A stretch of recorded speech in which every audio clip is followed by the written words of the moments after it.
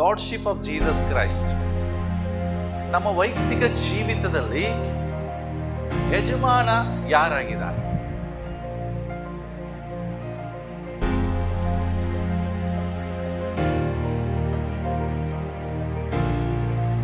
ಯಾಕೆ church is most important?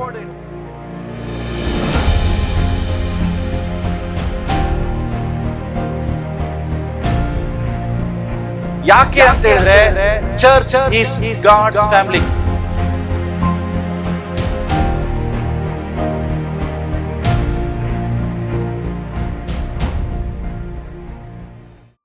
Okay, yes. ಇವತ್ತು ಸಂದೇಶದ ಪೀಠಿಕೆ ಆಲ್ರೆಡಿ ಅಲ್ಲಿ ಇದೆ. ಇದರ ಅರ್ಥ ಏನಂದ್ರೆ ಲಾರ್ಡ್ಶಿಪ್ ಆಫ್ ಜೀಸಸ್ ಕ್ರೈಸ್ಟ್,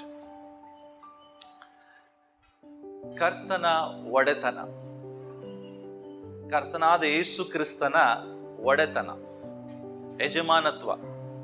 ಇದ್ರ ಬಗ್ಗೆ ಇವತ್ತು ಸಂದೇಶ. ಬಹಳ ಜನರಿಗೆ ಕರ್ತನು ಬರೀ ಸೇವಕನು ಎಂಬುದಾಗಿ ನಾವು ಅರ್ಥ ಮಾಡ್ಕೊಳ್ತೇವೆ, ಬಟ್ ಆ ಕರ್ತನ ಒಡೆತನದ ಬಗ್ಗೆ ನಾವು ಕಲೀಲಿಕ್ಕಿದ್ದೇವೆ.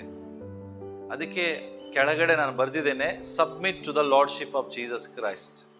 ನಮ್ಮೆಲ್ಲರ ಜೀವಿತದಲ್ಲಿ ಕರ್ತನ ಒಡೆತನಕ್ಕೆ ನಮ್ಮನ್ನು ನಾವು ಒಪ್ಪಿಸಿಕೊಡ್ಬೇಕು. ಎಲ್ರು ಹೇಳೋಣ, ಕರ್ತನ ಒಡೆತನಕ್ಕೆ ನಮ್ಮನ್ನ ಒಪ್ಪಿಸಿಕೊಡೋಣ. ಎಸ್, ಇದು ಇವತ್ತಿನ ಸಂದೇಶದ ಶೀರ್ಷಿಕೆಯಾಗಿದೆ. ಇವತ್ತು ನಾನು ಹೇಳಲಿಕ್ಕೆ ಉದ್ದೇಶ ಏನಂತ ಹೇಳಿದ್ರೆ, ನಮ್ಮ ಜೀವಿತದಲ್ಲಿ 3 ವಿಷಯಗಳನ್ನು ನಾವು ಹೇಳಿದ್ದೆ ಒಂದ್ಸಾರಿ: personal life, private life, public life. ಈ ಸಂದೇಶವನ್ನು ಎಷ್ಟು ಜನ ಕೇಳಿದ್ರೆ ಗೊತ್ತಿಲ್ಲ.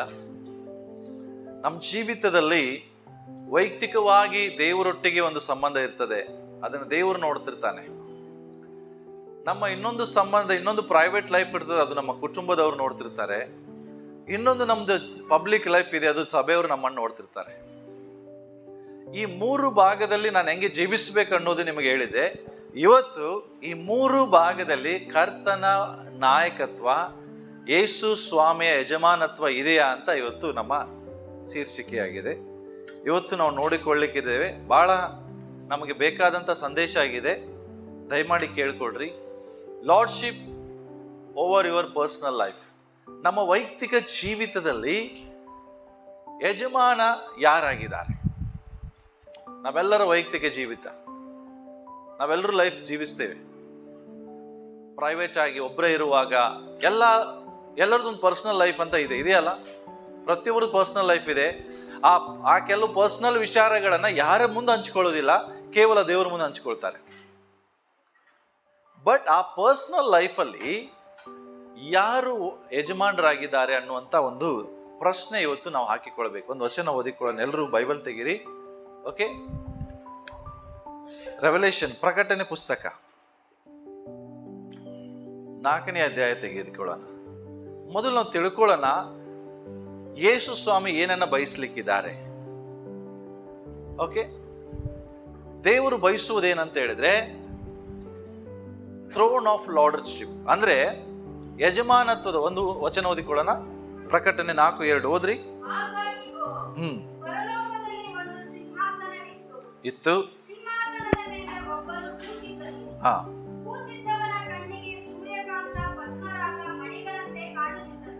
ಎಸ್. ಓಕೆ, ಸಾಕ್ರಿ. ಪರಲೋಕದಲ್ಲಿ ಏನ್ ನೋಡಿದ ಅವನು? ಎಲ್ರು ಹೇಳ್ರಿ, ಏನ್ ನೋಡ್ದ? ಎಲ್ರು ಹೇಳ್ರಿ, ಏನ್ ನೋಡ್ದ? ಈಗ ಹೇಳ್ರಿ, ಆ ಸಿಂಹಾಸನ ಮೇಲೆ ಯಾರು ಕೂತ್ಕೊಳ್ತಾರೆ? ಸಿಂಹಾಸನ ಅಂದ್ರೆ ಏನು?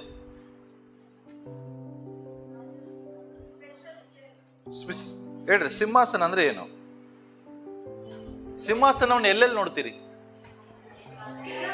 ಭೂಲೋಕದಲ್ಲಿ ಸಿಂಹಾಸನವನ್ನು ಎಲ್ಲಿ ನೋಡ್ತೀರಿ? ಅರಮನೆಯಲ್ಲಿ ನೋಡ್ತೀರಿ. ಮತ್ತೆ ನ್ಯಾಯಾಲಯದಲ್ಲಿ ನೋಡ್ತೀರಿ. ಓಕೆ, ಮತ್ತೆ ಅಮ್ಮ ಅರಮನೆ. ಓಕೆ, ಅರಮನೆಯಲ್ಲಿ ಒಂದು ಸಿಂಹಾಸನ ನೋಡ್ತೀರಿ. ಆ ಅರಮನೆ ಸಿಂಹಾಸನದಲ್ಲಿ ಯಾರು ಕೂತ್ಕೊಂಡಿರ್ತಾರೆ? ಮಂತ್ರಿ ಕೂತ್ಕೊಂಡಿರ್ತಾರ? ಸೈನಿಕರು? ಇಲ್ಲ.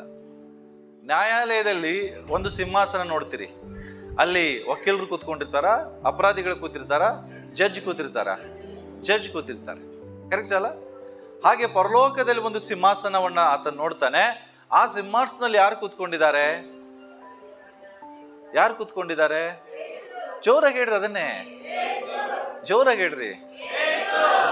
ಹಾಗಾದ್ರೆ ಯೇಸು ಸ್ವಾಮಿ ಎಲ್ಲಿ ಕುತ್ಕೊಳ್ಳಿಕ್ಕೆ ಇಷ್ಟಪಡ್ತಾರೆ? ಜೋರಾಗಿ ಹೇಳ್ರಿ, ಎಲ್ಲಿ ಕುತ್ಕೊಳ್ಳಿಕ್ಕೆ? ಕರೆಕ್ಟ್ ಅಲ್ಲ? ಓಕೆ, ಈಗ ನನ್ನ ಪ್ರಶ್ನೆ ಏನಂದ್ರೆ ಕರ್ತನಿಗೆ ಸಿಂಹಾಸನ ಬೇಕು ನಿನ್ನ ಪರ್ಸನಲ್ ಲೈಫಲ್ಲಿ, ನಿನ್ನ ವೈಯಕ್ತಿಕ ಜೀವಿತದಲ್ಲಿ. ನಮ್ಮೆಲ್ಲರ ಲೈಫಲ್ಲಿ ಒಂದು ಸಿಂಹಾಸನ ಇದೆ. ಇವತ್ತು ಯೇಸು ಸ್ವಾಮಿ ನನ್ನ ಜೀವಿತದಲ್ಲಿ ಬಂದು ಆತನು ವಾಸ ಮಾಡಬೇಕಾದ್ರೆ ಆತನಿಗೆ ಸಿಂಹಾಸನ ಬೇಕು. ಆ ಸಿಂಹಾಸನ ಯಾವುದಂತ ಹೇಳಿದ್ರೆ ಒಡೆತನ, ಆಳ್ವಿಕೆ ಮಾಡುವುದು. ರಾಜ ಯಾಕೆ ಕುತ್ಕೊಳ್ತಾನೆ? ಅದ್ರ ಮೇಲೆ ಕುತ್ಕೊಂಡ ಅರ್ಥ ಏನಂದ್ರೆ ಆತನು ದೊರೆತನ ಮಾಡ್ಲಿಕ್ಕೆ, ಆತನು ಒಡೆತನ ಮಾಡುವುದಕ್ಕಾಗಿ. ರಾಜ ಹೇಳ್ದಾಗೆ ಸೈನಿಕರು ಕೇಳ್ತಾರೆ ಹೊರತು ಸೈನಿಕರು ಹೇಳ್ದಂಗೆ ರಾಜ ಕೇಳ್ತಾರ? ಮಾತಾಡ್ರಿ. ಆತನ ಆ ಸೀಟಲ್ಲಿ ಕುತ್ಕೊಳ್ಳೋದ ಅರ್ಥ ಏನಂದ್ರೆ ಅವನು ಏನ್ ಅಪ್ಪಣೆ ಕೊಡ್ತಾನೆ ಅಂತ ಸೈನಿಕರು ಕಾಯ್ತಿರ್ತಾರೆ. ಹಳೆ ಫಿಲ್ಮ್ಗಳು ನೋಡಿರಲ್ಲ, ರಾಜ ಕೂತಾಗ ಹೆಂಗ್ ಸೈನಿಕರು ಹೆಂಗ್ ಕರೀತಾನೆ? ಸೈನಿಕರಿಗೆ ಮಹಾರಾಜ ಕುತ್ಕೊಂಡಾಗ ಹೆಂಗ್ ಕರೀತಾನೆ? ಫಿಲ್ಮ್ ನೋಡಿಲ್ಲ ಯಾರು? ಹಳೆ ಫಿಲ್ಮ್ ರಾಜಾದಿ ಅರೆ ಅಲ್ರಿ, ರಾಜ ಸೈನಿಕರ ಹೆಂಗ್ ಕರೀತಾರ ಅಂತ ಕೇಳಿದ್ರೆ ರಾಜಾದಿ ರಾಜ ಅಂತ ಹೇಳಿ. ಯಾರಲ್ಲಿ ಅಂದ್ಬಿಟ್ರೆ ಮುಗೀತು, ಓಡಿ ಬರ್ತಾರೆ. ನೀವು ನೋಡ್ರಿ ರಾಜ ಸೈನಿಕರ ಹಂಗ್ ಕರೆದ್ರೆ ಮುಗಿದ ಹೋಯ್ತಲ್ಲ. ಸೈನಿಕರನ್ನ ಅವ್ನ ಹೆಂಗ್ ಕರೀತಾನೆ? ಯಾರಲ್ಲಿ ಅಂತ ಕರೀತಾನೆ ಅಷ್ಟೇ.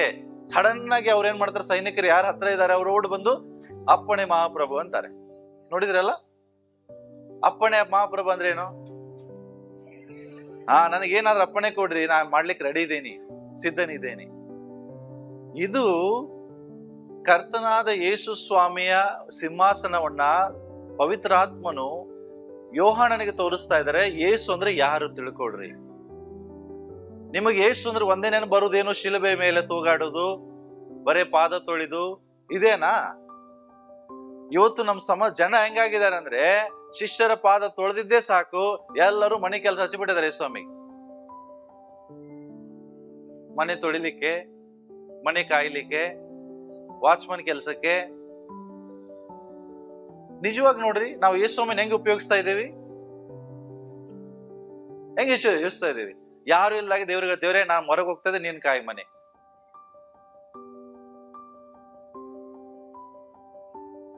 ಹೌದಾ ಸ್ವಾಮಿ? ಇವತ್ತು ನಾವು ಕೆಲ್ಸಕ್ಕೆ ಹೊಂಟೇವಿ, ನಮ್ಮನ್ನ ಕಾಯಿ.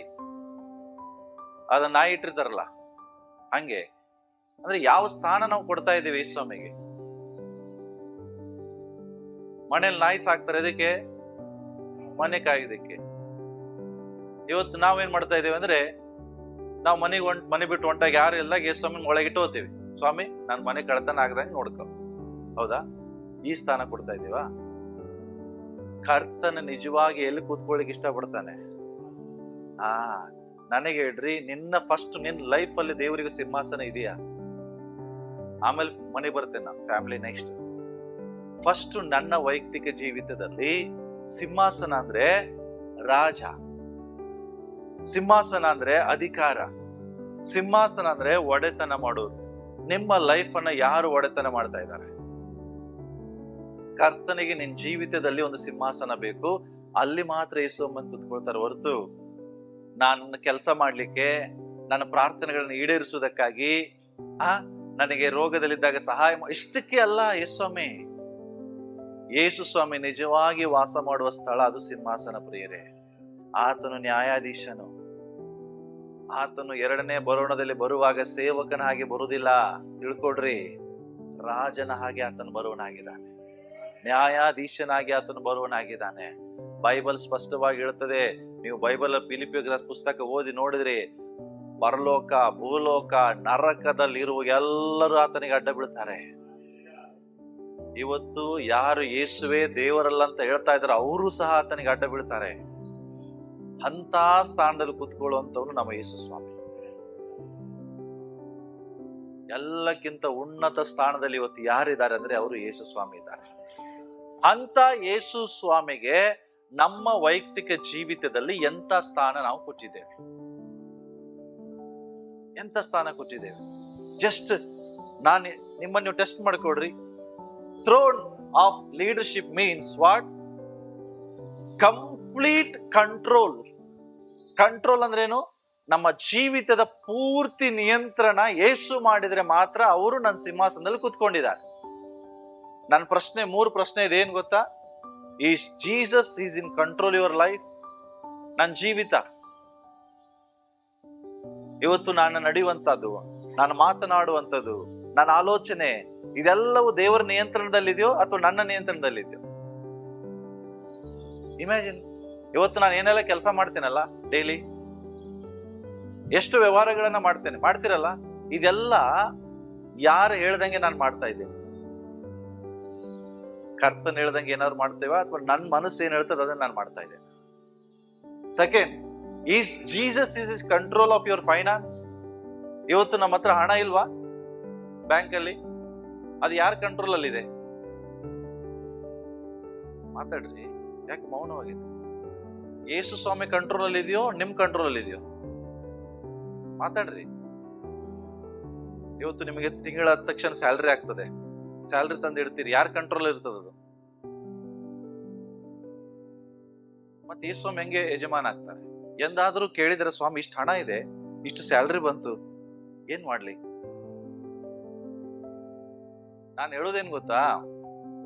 ನಮ್ ಸಮಸ್ಯೆ ಏನಂದ್ರೆ, ನಾನ್ ಕರ್ತನಿಗೆ ತೆಗಿತೇನೆ. ನಾನು ಅದೇ ಹೇಳ್ತಿಲ್ಲ, ನಿನ್ ಕರ್ತನಿಗೆ ಕೊಡು ಬಿಡೋದು ಸೆಕೆಂಡ್ರಿ. ಫಸ್ಟ್ ಕೇಳುದೇನಂದ್ರೆ, ಅದನ್ನ ಯಾರ ಇಷ್ಟದಂಗೆ ನಾವು ಖರ್ಚು ಮಾಡ್ತೇವೆ. ಕರೆಕ್ಟ್ ಅಲ್ಲ? ನನ್ನ ಇಷ್ಟ ಹೆಂಗೆ ಬರ್ತದೆ ಹಂಗೆ ನಾನು ಮಾಡ್ತೇನಪ್ಪ. ಅದ್ರ ಅರ್ಥ ಏನು? ನನ್ನ ಜೀವಿತದಲ್ಲಿ ಬಾಸ್ ಯೇಸು ಅಲ್ಲ, ಇನ್ನು ನನ್ನ ಜೀವಿತದಲ್ಲಿ ಯಾರು ಬಾಸ್ ಆಗಿದ್ದಾರೆ? ನಾನ್ ಬಾಸ್ ಆಗಿದ್ದೇನೆ. Is Jesus is in control of your life style? ನನ್ನ ಜೀವನ ಶೈಲಿ. ನಾನು ಮಾತಾಡೋದು ಹೆಂಗೆ ರೀ? ನೀನ್ ಮಾತಾಡೋದು ಹಿಂಗೆ, ಆದ್ರೆ ಯೇಸು ಹಿಂಗೆ ಹೇಳಿದಾರ ಮಾತಾಡಂತ? ಅರ್ಥ ಆಗ್ತದ ನಾನು ಹೇಳಿದ ನಿಮ್ಗೆ? ನಾನು ಹಿಂಗೆ ನೋಡಪ್ಪ, ನಾನು ಇರುದೇ ಹಿಂಗೆ. ನೀವಿರುವುದು ಹಿಂಗೆ, ಆದ್ರೆ ಯೇಸು ಹಿಂಗಿರಂತ ಹೇಳಿದಾರ? ಜಸ್ಟ್ ನಾನು ಹಿಂಗೆ ಆಲೋಚನೆ ಮಾಡುದು ನೋಡು, ನನ್ ಮಾತು ಹಿಂಗೆಪ್ಪ, ಏನಾರು ಮಾಡ್ಕೋ. ನಾನು ಹೇಳೋದೇನು, ನಾವು ನಾನಾಗಿ ನನ್ನ ಜೀವಿತದಲ್ಲಿ ನಾನೇ ಬಾಸ್ ಆದ್ರೆ ದೇವರಿಗೆ ನಾವು ಯಜಮಾನ ಸ್ಥಾನ ಕೊಡ್ತಾ ಇಲ್ಲ, ಆಳಿನ ಸ್ಥಾನ ಕೊಡ್ತಾ ಇದ್ದೀವಿ. ಇವತ್ತು ನನ್ನ ಜೀವಿತದಲ್ಲಿ ಯೇಸು ಯಜಮಾನನಾಗಿದ್ದಾನೋ ಆಳಾಗಿದ್ದಾನೋ ನೀವು ಪರೀಕ್ಷೆ ಮಾಡ್ಕೊಡ್ರಿ. ಯಾರು ನಾನು ಹೇಳ್ದಂಗೆ ಯೇಸು ಕುಣಿಬೇಕು ಹೊರತು ನಮ್ಮ ಜೀವಿತದಲ್ಲಿ ಯೇಸು ಹೇಳ್ದಂಗೆ ನಾ ಕುಣಿಯಾಗ್ತಾ ಇಲ್ಲ. ನಾನು ಏನ್ ಹೇಳ್ತೇನೆ ಅದು ಯೇಸು ಸ್ವಾಮಿ ಮಾಡ್ಬೇಕು. ನಾನ್ ತಪ್ಪಿದ್ರು ಯೇಸು ಸ್ವಾಮಿ ಕ್ಷಮಿಸಿದ್ರೆ ಕ್ಷಮಿಸ್ಬೇಕು. ನಾನು ಮೋಸ ಮಾಡಿದ್ರೆ ಯೇಸು ಸ್ವಾಮಿ ಕ್ಷಮಿಸಿದ್ರೆ ಕ್ಷಮಿಸ್ಬೇಕು. ನಾನು ಏನ್ ಹೇಳಿದ್ರು ಯೇಸು ಸ್ವಾಮಿ ಮಾಡ್ಬೇಕು, ಆದ್ರೆ ಯೇಸು ಸ್ವಾಮಿ ಹೇಳಿದ್ ನಾನು ಮಾಡೋದಿಲ್ಲ. ಹಾಗಾದ್ರೆ ಜಸ್ಟ್ ದಯಮಾಡಿ ಅರ್ಥ ಮಾಡ್ಕೊಡ್ರಿ, ಯೇಸುವಿಗೆ ಎಂತ ಸ್ಥಾನ ನಾವು ಕೊಡ್ತಾ ಇದ್ದೇವೆ. ಲೈಫ್ ಸ್ಟೈಲ್ ಮೂರನೇದು. ಓಕೆ, ಗಲೇಷಿಯನ್ಸ್ ತೆಗಿರಿ ಎಲ್ಲರೂ. ನಾನು ಇದನ್ನು ವಾಕ್ಯ ಬರೆದಿಲ್ಲ. 2:20 ಗಲಾತ್ಯದವರಿಗೆ ಬರೆದ ಪತ್ರಿಕೆ 2ನೇ ಅಧ್ಯಾಯ 20ನೇ ವಚನ. ಕನ್ನಡದಲ್ಲಿ ಗಲಾತ್ಯದವರಿಗೆ ಬರೆದ ಪತ್ರಿಕೆ 2ನೇ ಅಧ್ಯಾಯ 20ನೇ ವಚನ ತೆಗೆಯೋಣ. ಹೊಸ ಒಡಂಬಡಿಕೆಯಲ್ಲಿ ಬರ್ತದೆ.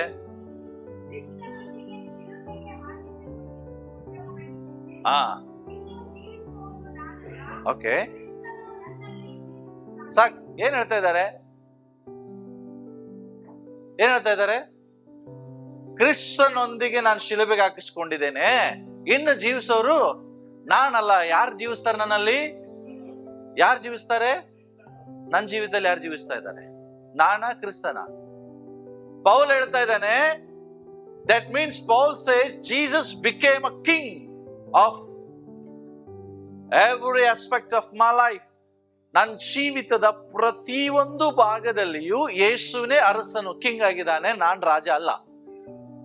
ಇನ್ನು ನಾನ್ ಜೀವಿಸ್ತಾ ಇಲ್ಲ, ನನ್ನ ಮನಸ್ಸಿಗೆ ಬಂದಿಗೆ ನಾನು ಏನು ಮಾಡ್ತಾ ಇಲ್ಲ. ನನ್ನ ಒಳಗಡೆ ಯೇಸು ಜೀವಿಸ್ತಾ ಇದ್ದಾರೆ. ಯೇಸು ಏನ್ ಹೇಳ್ತಾರೋ ಅದನ್ನ ನಾನು ಮಾಡ್ತಾ ಇದ್ದೇನೆ.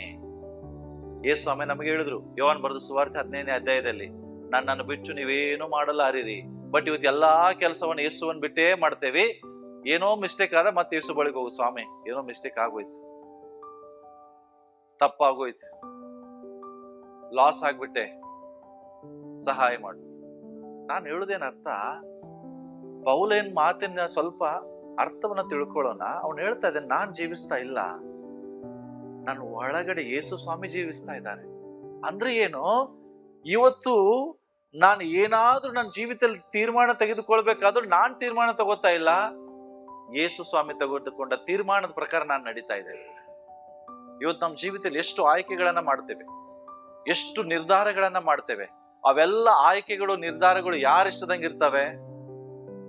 ಅಲ್ಲೋ ಮಾತಾಡ್ರಿ, ನೀವು ಸೈಲೆಂಟ್ ಆಗಿರ್ಬೇಡ್ರಿ. ನಿಮ್ ಜೀವಿತದಲ್ಲಿ ನೀವು ಎಷ್ಟೋ ಆಯ್ಕೆಗಳನ್ನ ಮಾಡ್ತೀರಿ, ಎಷ್ಟೋ ನಿರ್ಧಾರಗಳನ್ನ ಮಾಡ್ತೀರಿ, ಮನಸ್ಸಿಗೆ ಬಂದಂಗೆ ಜೀವಿಸ್ತೀರಿ, ಯಾರಿಷ್ಟದಂಗೆ. ಕರೆಕ್ಟ್ ಅಲ್ಲ? ಒಂದಾ ದಿನ ದೇವ್ರೆ ನಾನು ಇದು ಮಾಡ್ತಾ ಇರೋದು ನಿಂಗೆ ಸರಿ ಕಾಣಿಸ್ತದ ಕೇಳ್ತೇವ? ನೋ. ನಾನು ಒಂದ್ ಹೇಳ್ತೇನೆ ಪ್ರಿಯರೇ, ದೇವರು ನೀವು ಇವತ್ತು ಮರೆತು ಹೋಗ್ಬೋದು, ಆದ್ರೆ ದೇವರು ಮರೆಯುವುದಿಲ್ಲ. ದೇವರು ಪ್ರತಿಯೊಂದು ವಿಷಯದಲ್ಲಿ ನಮಗೆ ಲೆಕ್ಕವನ್ನ ಕೇಳ್ತಾನೆ. ದೇವರು ನಮಗೆ ಸಮಯ ಕೊಟ್ಟಿರ್ತಾನೆ. ಆ ಸಮಯವನ್ನ ಯಾರಿಷ್ಟದಂಗೆ ಜೀವಿಸ್ತೇವೆ, ನಮ್ಮಿಷ್ಟದಂಗೆ. ದೇವರು ಸಮಯಕ್ಕೆ ಲೆಕ್ಕ ಕೇಳ್ತಾನಂತೆ. ಮಗ, ನನಗೆ ಇಷ್ಟು ಆಯುಷ್ ಕೊಟ್ಟೆ, ಏನ್ ಮಾಡಿದಿ? ಯಾರಿಗಾಗಿ ಬದುಕಿದಿ? ನಮ್ಗೆಲ್ಲರಿಗೂ ಇಷ್ಟ 100 ವರ್ಷ ಬದುಕಲಿಕ್ಕೆ. ಯಾರಿಗೋಸ್ಕರ? ಎಲ್ರಿಗೂ ಇಷ್ಟ ಅಲ್ಲ ಬೇಗ ಸಾಯಿದು. ಯಾರಿಗಾರ ಇಷ್ಟನಾ? ಯಾರಿಗೂ ಇಷ್ಟ ಇಲ್ಲ ಬೇಗ ಸಾಯಿದು. ಎಲ್ರಿಗೂ ಇಷ್ಟ ಏನು, ಬಹಳ ವರ್ಷ ಬದುಕ್ಬೇಕು. ಬಟ್ ಯಾರಿಗೋಸ್ಕರ ಬದುಕ್ಬೇಕಂತ ಕೇಳ್ರಿ, ಅದೆಲ್ಲ ನಮಗೋಸ್ಕರ ಇರ್ತದೆ. ಅಂತ ಜೀವಿತ ಮಾಡ್ಕೊಂಡು ಏನ್ ಮಾಡೋದು? ಅವನು ಹೇಳ್ತಾನೆ, ಬದುಕುವುದೆಂದರೆ ಕ್ರಿಸ್ತನೇ, ಸಾಯೋದು ನನಗೆ ಲಾಭ. ಅವನು ಹೇಳುದು ಒಂದೇ. ಇವತ್ತು ಹೇಳ್ರಿ, ನೀನ್ ಬದುಕುವುದಂದ್ರೆ ಯಾರು? 100 ವರ್ಷ ಆಯುಷ್ ಬೇಕಂದ್ರಲ್ಲ, ಹಾಗಾದ್ರೆ ಎದಕ್ಕೂ ಆಗ್ಬೇಕು ನಿಮಗೆ ಆಯುಷ್? ಬದುಕುವುದಂದ್ರೆ ಎದಕ್ಕೋಸ್ಕರ? ಇನ್ನು ಬಹಳ ಸಾಧನೆ ಮಾಡ್ಬೇಕ್ರಿ, ನಾನು ಇನ್ನು ಮಕ್ಕಳಿಗಾಗಿ ಏನು ಮಾಡಿಲ್ಲ, ನಾನು ಮಾಡಬೇಕು ಅಂದ್ರೆ ಏನು? ನಿಮ್ ತಿಳ್ಕೊಂಡಿದ್ರಿ ನೀವು ಮಾಡಿದ್ರೆ ನಿಮ್ ಮಕ್ಕಳನ್ನ ಬದುಕಿಸ್ಲಿಕ್ಕೆ ಸಾಧ್ಯ, ಇನ್ನು ಯಾರು ನೋಡ್ಕೊಳ್ಳೋದಿಲ್ಲ ಅಂತ. ಇಲ್ಲಿ ಎಷ್ಟು ಜನ ಇದ್ದೀರಲ್ಲ, ಸತ್ಯವಾಗಿ ಪ್ರಾಮಾಣಿಕವಾಗಿ ಹೇಳ್ರಿ, ನಿಮ್ಮ ತಂದೆ ತಾಯಿಗಳು ಮಾಡಿದ ಆಸ್ತಿಯಿಂದ ಎಷ್ಟು ಜನ ಬದುಕ್ತಾ ಇದ್ದೀರಿ? ಯಾರಾದ್ರೂ ನಿಮ್ ತಂದೆ ತಾಯಿಗಳು ಮಾಡಿದ ಆಸ್ತಿಯಿಂದ ಯಾರು ಬದುಕ್ತಾ ಇದ್ದೀರಾ? ಆದ್ರೆ ನೀವೇನ್ ತಿಳ್ಕೊತೀರಿ? ನಾನ್ ನನ್ನ ಮಕ್ಕಳಿಗೆ ಏನಾದ್ರೂ ಮಾಡಿದ್ರೆ. ಆದ್ರೆ ನೀವು ಇವತ್ತು ಬದುಕ್ತಾ ಇರೋದು ಕರ್ತನಿಂದ, ಅದು ನಿಮಗೆ ಮರ್ತೋಗಿದೆ. ನಿಮ್ ಮಕ್ಕಳು ನಾಳೆ ಬದುಕುವುದು ಅದು ಕರ್ತನಿಂದಲೇ. ನೀವೇನೇ ಅವರಿಗಾಗಿ ಮಾಡ್ರಿ, ದೇವರ ಕೃಪೆ ಇಲ್ಲ ಅಂದ್ರೆ ಏನೂ ಆಗುದಿಲ್ಲ. ಇವತ್ತು ನಮಗೋಸ್ಕರ ತಂದೆ ತಾಯಿಗಳು ಏನು ಮಾಡದಿದ್ರು ಇವತ್ತು ನಾವು ಎಲ್ಲವನ್ನ ಇದ್ದವರಾಗಿದ್ದೀವಿ. ಯಾರ ನಿಮಿತ್ತ? ಕ್ರಿಸ್ತನ ನಿಮಿತ್ತ. ಹೌದಾ? ಆದ್ರೆ ನಾವೇನ್ ಆಲೋಚನೆ ಮಾಡ್ತೀವಿ, ನನ್ನ ಮಕ್ಕಳಿಗೆ ನಾನೇ ಮಾಡ್ಬೇಕಲ್ಲ, ಮತ್ತಾರು ಮಾಡ್ತಾರೆ? ನಿಮಗೆ ಕ್ರಿಸ್ತನ ಮಾಡಿದ್ ಮರ್ತೋಯ್ತು ನಿಮಗೆ. ಆದ್ರೆ ನಿಮ್ಮ ಮಕ್ಕಳಿಗೆ ಆತನ ಮಾಡ್ತಾನ ಅನ್ನೋದು ನಂಬಿಕೆನೂ ಇಲ್ಲ. ಅವನು ಹೇಳೋದೇನ್ ಗೊತ್ತಾ? ನಾನ್ ಜೀವಿಸುವುದಿಲ್ಲ, ಕ್ರಿಸ್ತ ನನ್ನಲ್ಲಿ ಜೀವಿಸ್ತಾ ಇದ್ದಾನೆ. ಅವನು ಹೇಳ್ತಾ ಇದ್ದಾನೆ, ನನ್ನ ಪರ್ಸನಲ್ ಲೈಫಿಗೆ ಯೇಸು ಕಿಂಗ್ ಆಗಿದ್ದಾರೆ, ನನ್ನ ಆಲೋಚನೆಗೆ ಯೇಸು ಕಿಂಗ್ ಆಗಿದ್ದಾರೆ, ನನ್ನ ಬಿಸ್ನೆಸ್ಸಿಗೆ ಯೇಸು ಕಿಂಗ್ ಆಗಿದ್ದಾರೆ. ಇವತ್ತು ಎಷ್ಟೋ ಬಿಸ್ನೆಸ್ ನಾವು ಮಾಡ್ತೇವೆ, ಎಷ್ಟೋ ಆಲೋಚನೆಗಳು ಮಾಡ್ತೇವೆ, ವೈಯಕ್ತಿಕವಾಗಿ ಜೀವಿಸ್ತೇವೆ. ಒಂದು ಸರಿ ಆಲೋಚಿಸ್ರಿ, ಯಾರ ಒಡೆತನ, ಯಾರ ನಿರ್ಧಾರಗಳು, ಯಾರ ಆಯ್ಕೆಗಳನ್ನು ನಾವು ಮಾಡ್ತಾ ಇದ್ವಿ? ನಾನು ಹೇಳೋದು ಅರ್ಥ ಮಾಡ್ಕೊಳ್ರಿ, ನಾವು ಏನಾದ್ರೂ ಒಂದು ನಿರ್ಧಾರ ಮಾಡೋದು ತಪ್ಪಲ್ಲ, ಬಟ್ ಆ ನಿರ್ಧಾರ ಮಾಡೋದಕ್ಕಿಂತ ಮುಂಚೆ ಕರ್ತನ ಪರ್ಮಿಷನ್ ತಗೊಳ್ಳೋದು ಇಂಪಾರ್ಟೆಂಟ್. ಅರ್ಥ ಆಗ್ತದೆ ನಾನು ಹೇಳಿದ್ದು? ದೇವರೇ ಬಂದು ನಿಮಗೆ ನಿರ್ಧಾರ ಮಾಡೋದಿಲ್ಲ. ನೀನ್ ಏನಾದ್ರೂ ಒಂದು ಕೆಲಸ, ಒಳ್ಳೆ ಕೆಲಸ ಮಾಡ್ಬೇಕಂತ ಮಾಡಿದಾಗ ಅದಕ್ಕೆ ಕರ್ತನ ಅಪ್ಪಣೆ ತಗೊಳ್ರಿ. ಯಾರ ಅಪ್ಪಣೆ ತಗೊಳ್ರಿ? ದೇವ್ರಿಗೆ ಇಷ್ಟನಾ ನಾನು ಮಾಡೋದು? ಕೇಳ್ರಿ. ಹೆಂಗೆ ಕೇಳೋದು? ಜಸ್ಟ್ 2 ನಿಮಿಷ ಕಣ್ ಮುಚ್ಕೊಂಡು ಸ್ವಾಮಿ ಇದನಾ? ಇಲ್ಲ, ಒಂದು ದಿವಸ ಕುತ್ಕೊಳ್ರಿ ಕರ್ತನ ಸಮ್ಮುಖದಲ್ಲಿ, ಪ್ರಾರ್ಥನೆಯನ್ನ ಮಾಡ್ರಿ. ಈಗ ಮೊನ್ನೆ ದಿವಸ ಗೌತಮ್ ಒಂದು ಒಳ್ಳೆ ಕೆಲಸ ಕೈ ಹಾಕ್ತಾ ಇದ್ದಾರೆ ಅವ್ರ ಫ್ಯಾಮಿಲಿ. ಆದ್ರೆ ಅವ್ರಿಗೆ ಹೇಳಿದ್ ಒಳ್ಳೆ ಕೆಲಸ ಕೈ ಹಾಕೋದು ದೇವ್ರಿಗೆ ಇಷ್ಟ. ಆದ್ರೆ ಅವ್ರಿಗೆ ಹೇಳಿದ್ದೇನ್ ಗೊತ್ತಾ? ಒಳ್ಳೆ ಕೆಲಸಕ್ಕೆ ಹಾಕೋಕ್ಕಿಂತ ಮುಂಚೆ ಇಡೀ ಕುಟುಂಬ ಒಂದು ದಿವಸ ಕರ್ತನ ಸನ್ನಿಧಾನದಲ್ಲಿ ಉಪವಾಸ ಮಾಡಿ, ದೇವರೇ ನಾನು ಒಳ್ಳೆ ಕೆಲಸಕ್ಕೆ ಹಾಕ್ತಾ ಇದ್ದೇನೆ, ನಿನ್ನ ಆಲೋಚನೆ ಏನು, ನಿನ್ನ ಮಾರ್ಗದರ್ಶನ ಕೊಡು. ಯಾಕೆಂದ್ರೆ ನಾವು ಕೆಲವು ಸಾರಿ ಸೈತಾನ ನಮಗೆ ಮೋಸ ಮಾಡ್ಬೋದು. ನೀನು ಒಂದು ದಿವಸ ಪ್ರಾರ್ಥನೆ ಮಾಡಿ ಉಪವಾಸ ಮಾಡುವಾಗ ನಿಂಗೆ ಸಮಾಧಾನ ಕೊಟ್ಟು ಕೈ ಹಾಕುವ ಎಲ್ಲಾ ಕೆಲಸದ ಅನುಕೂಲ ಮಾಡಿದಾಗ ತಿಳ್ಕೋ, ದೇವರು ನಿನ್ ಜೊತೆಗಿದ್ದಾನೆ. ನಾವೇನು ಮಾಡುದಿಲ್ಲ, ನನ್ನ ಜೀವಿತಕ್ಕೆ ನಾನೇ ಬಾಸ್. ಇನ್ನೊಂದು ವಿಷಯ ಹೇಳಿ, ಹಣ ಖರ್ಚು ಮಾಡುವಾಗಲೂ ಕರ್ತನ ಆಲೋಚನೆ ತಿಳ್ಕೊಡ್ರಿ. ನಿಮ್ಮ ಮನಸ್ಸಿಗೆ ಬಂದಂಗೆ ಕೂಡ ಅದನ್ನ ಖರ್ಚು ಮಾಡಬೇಡ್ರಿ. ಪ್ರತಿಯೊಂದು ಹಣ ಖರ್ಚು ಮಾಡುವಾಗಲೂ ಸ್ವಲ್ಪ ದೇವರಿಗೆ ಕೇಳ್ರಿ, ಸ್ವಾಮಿ ನಾನು ಇದು ಮಾಡ್ಬೋದಾ? ನಾನು ಅದೆಲ್ಲ ನಿಮ್ಮ ರೇಷನ್ ತಗೊಳಕ್ಕೆ, ಒಂದೊತ್ತು ಊಟ ಮಾಡ್ಲಿಕ್ಕೆ, ಬಟ್ಟೆ ತಗೊಳಕ್ ಬಗ್ಗೆ ಮಾತಾಡ್ತಾ ಇಲ್ಲ ನಾನು. ಕೆಲವು ಸರಿ ನಮಗೆ ಗೊತ್ತಿಲ್ಲದಂಗೆ ನಾವು ದುಂದೋತನ ಮಾಡ್ತೀವಿ. ಮಾಡ್ಬೋದಾ? ಗೊತ್ತಿಲ್ಲದೆ ಮಾಡ್ತೀವಿಲ್ರಿ. ಬಟ್ ಯಾವಾಗಾದ್ರೂ ಕೇಳಿದ್ರೆ, ದೇವ್ರು ನಾನು ಇದು ಮಾಡೋದು ಒಳ್ಳೇದಾ, ಇದು ನಿನಗೆ ಇಷ್ಟನಾ? ಯಾವಾಗಾದ್ರೂ ಪರ್ಮಿಷನ್ ಕೇಳಿದ್ದೀರಾ? ಒಂದೊಂದ್ಸಾರಿ ಏನಾಗ್ತದೆ, ಪಶ್ಚಾತ್ತಾಪ ಬಿಡ್ತದೆ. ಸೊ ನಿನ್ನ ವೈಯಕ್ತಿಕ ಜೀವಿತದಲ್ಲಿ ಎಷ್ಟೋ ಆಯ್ಕೆಗಳನ್ನ, ನಿರ್ಧಾರಗಳನ್ನ ಮಾಡುವಾಗ ನಾನು ಹೇಳ್ತೇನೆ, ನಿನ್ನ ಬುದ್ಧಿ ಆಲೋಚನೆ ಮಾಡಬೇಡ, ದೇವರಿಗೆ ಬಿಟ್ಟುಕೊಡು. ದೇವರಿಗೆ ಸಿಂಹಾಸನ ಕೊಡ್ರಿ. ಎಷ್ಟೋ ಕೆಲಸಗಳನ್ನ ಮಾಡ್ತೇವೆ ಯೇಸುಸ್ವಾಮಿನ ಬಿಟ್ಟು.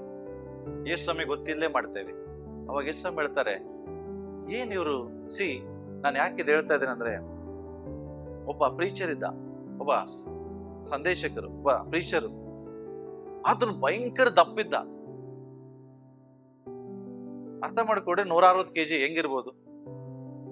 ಎಷ್ಟು? 160 kg, ಭಯಂಕರ ಹೈಟು. ಅವ್ರ ಪಾಸ್ಟ್ರು, ಸಭೆಯವರು ಅವ್ರಿಗೆ, ಪಾಸ್ಟರ್ಗೆ ನಮ್ಮ ಮನೆಗೆ ಬಂದು ಪ್ರೇಯರ್ ಮಾಡ್ರಿ, ನಮ್ಮ ಮನೆಗೆ ಬಂದು ಪ್ರೇಯರ್ ಮಾಡ್ರಿ ಅಂತ ಕರೆಯೋರು. ಈ ಪಾಸ್ಟರ್ಗೆ ಕರಿತಿದ್ರು.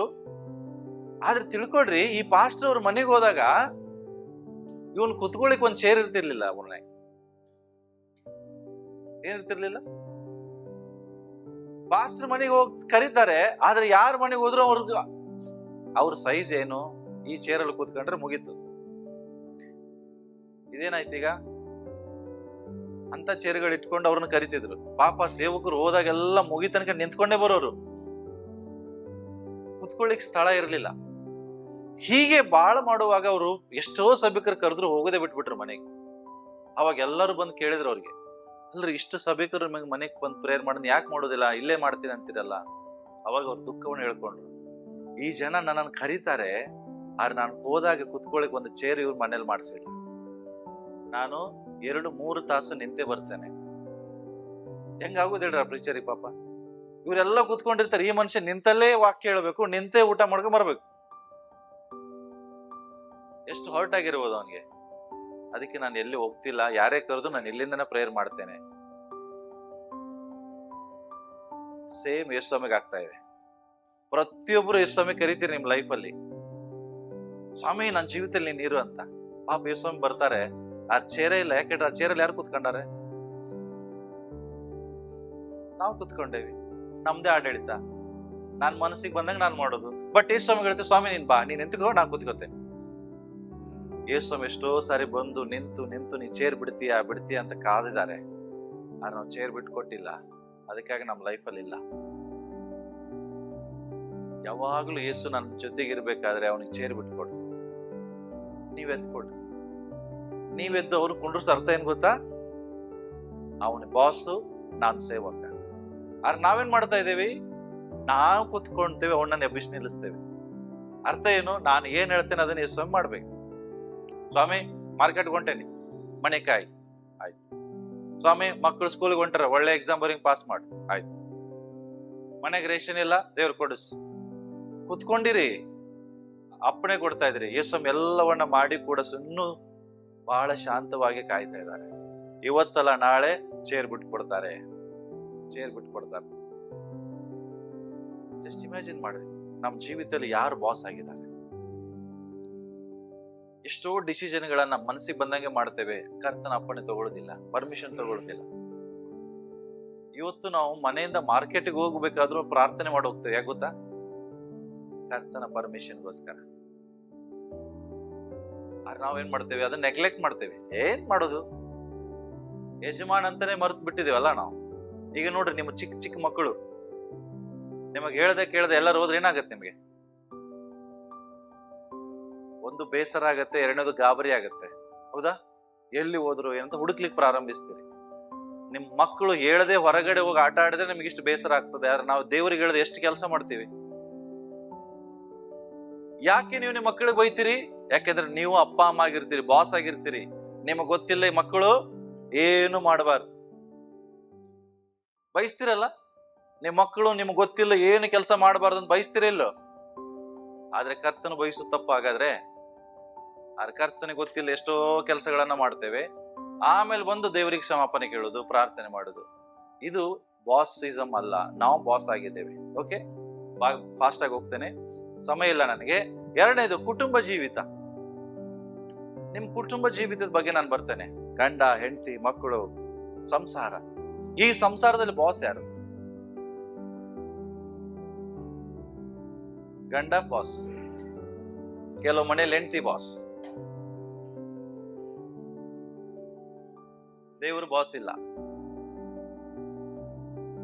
ಕೆಲವೊಂದು ಮನೆಯಲ್ಲಿ ಗಂಡ ಕಿಂಗ್, ಕೆಲವು ಮನೆಯಲ್ಲಿ ಹೆಂಡತಿ ಕಿಂಗ್. ಗಂಡ ಹೇಳ್ದಂಗೆ ಎಲ್ಲ ಮನೆ ನಡೀತಿರ್ತದೆ, ಹೆಂಡತಿ ಹೇಳ್ದಂಗೆ ಮನೆಗೆಲ್ಲ. ದೇವ್ರು ಹೇಳ್ದಂಗೆ. ಈ ಕುಟುಂಬದ ಬಗ್ಗೆ ನಾನು 2 ಎಕ್ಸಾಂಪಲ್ ಕೊಡ್ಲಿಕ್ಕೆ ಇಷ್ಟಪಡ್ತೇನೆ ಪ್ರಿಯರೇ. ಇವತ್ತು ಪ್ರತಿಯೊಬ್ರು ಬಯಸ್ತಾರಂತೆ. ಏನಂತಂದ್ರೆ, ಓಕೆ, ಇಬ್ರು ಶ್ರೀಮಂತರ ಬಗ್ಗೆ ನಾನು ಹೇಳಲಿಕ್ಕೆ ಇಷ್ಟಪಡ್ತೇನೆ. ಒಬ್ಬ ಶ್ರೀಮಂತ, ಇನ್ನೊಬ್ಬ ಶ್ರೀಮಂತ. ಬೈಬಲ್ ಅಲ್ಲಿ ಇಬ್ರು ಶ್ರೀಮಂತರಿದ್ದಾರೆ. ಆ ಇಬ್ರು ಶ್ರೀಮಂತರು ಯೇಸುವಿನ ಬಳಿಗೆ ಬರ್ತಾರೆ. ಇದನ್ನ ಯಾಕೆ ಹೇಳ್ತಾ ಇದ್ದೇನೆಂದ್ರೆ, ಈ ಶ್ರೀಮಂತ ಅರ್ಥ ಅಂದ್ರೆ ಪ್ರತಿಯೊಬ್ರು ಯೇಸು ಸ್ವಾಮಿ ತನ್ನ ಮನೆಗೆ ಕರ್ಕೊಂಡು ಹೋಗೋದು ಇಷ್ಟ, ತನ್ನ ಮನೆಯಲ್ಲಿ ಇರ್ಬೇಕು ಯೇಸು ಸ್ವಾಮಿ ಅಂತ. ಆದ್ರೆ ನೋಡ್ರಿ, ಆದ್ರೆ ಯೇಸುವಿಗೆ ಯಜಮಾನ ಸ್ಥಾನ ಕೊಡುದಿಲ್ಲ, ಅಲ್ಲಿ ಬಾಜು ಕೊಂಡಿರ್ಬೇಕು ಅವರು ಅಷ್ಟೇ. ಈ ಶ್ರೀಮಂತನ ಬಗ್ಗೆ ನಾವು ಮಾತಾಡೋಣ. ಮತ್ತಾಯನ ಬರೆದ ಸುವಾರ್ತೆ 7ನೇ ಅಧ್ಯಾಯ 26ನೇ ವಚನ ತೆಗೆಯೋಣ.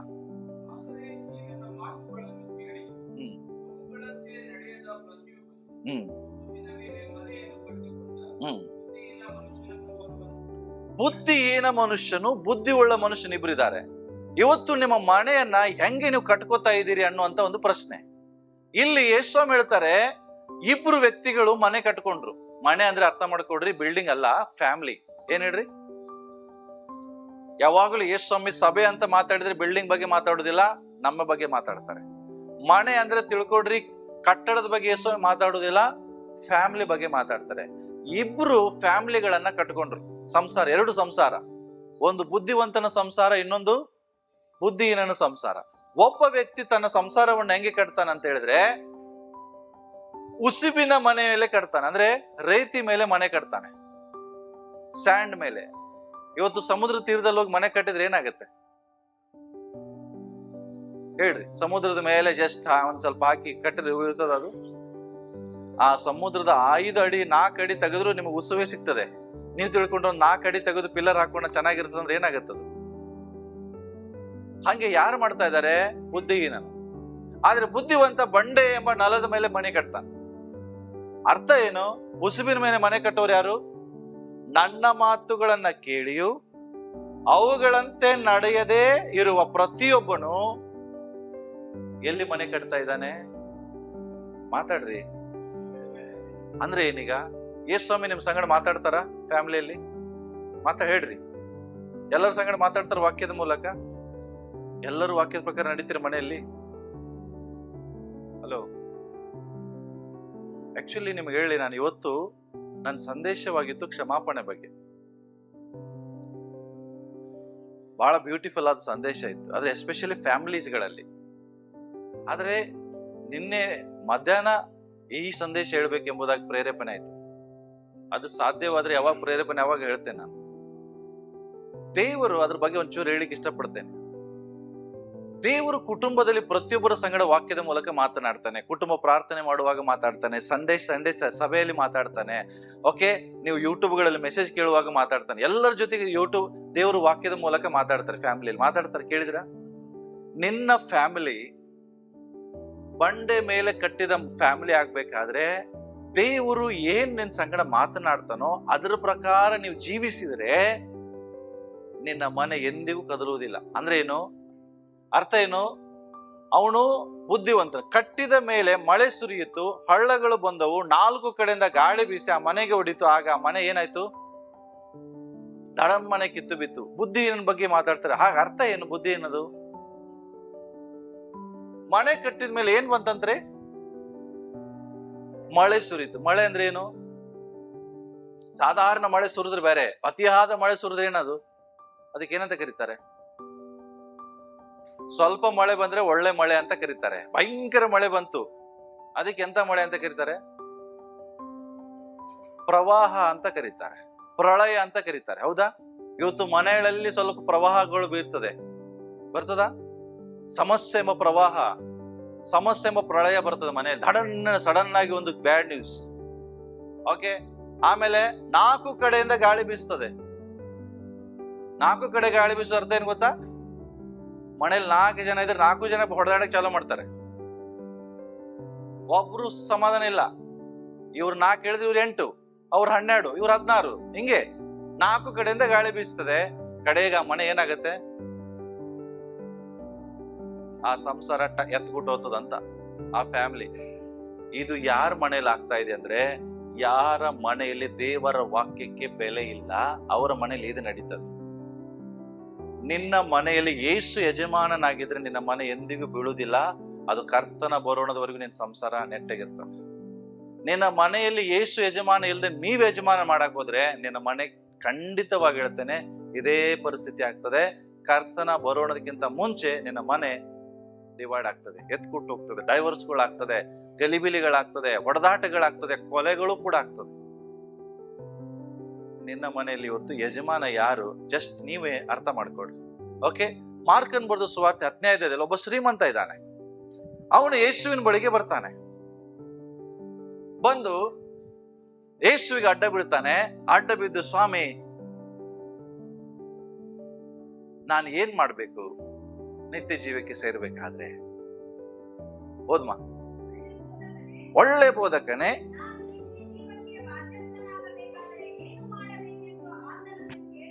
ಓಕೆ,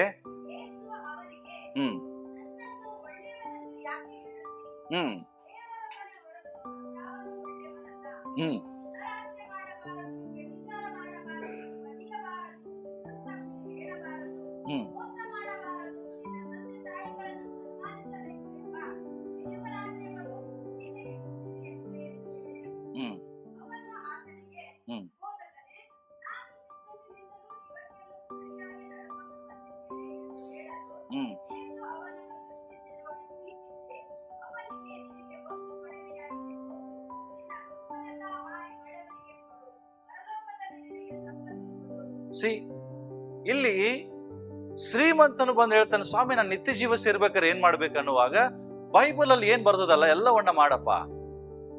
ಅವನು ಹೇಳ್ತಾನೆ, ನಾನು ಚಿಕ್ಕ ವಯಸ್ಸಿನಿಂದಲೇ ಎಲ್ಲವನ್ನ ಮಾಡ್ತಾ ಇದ್ದೇನೆ.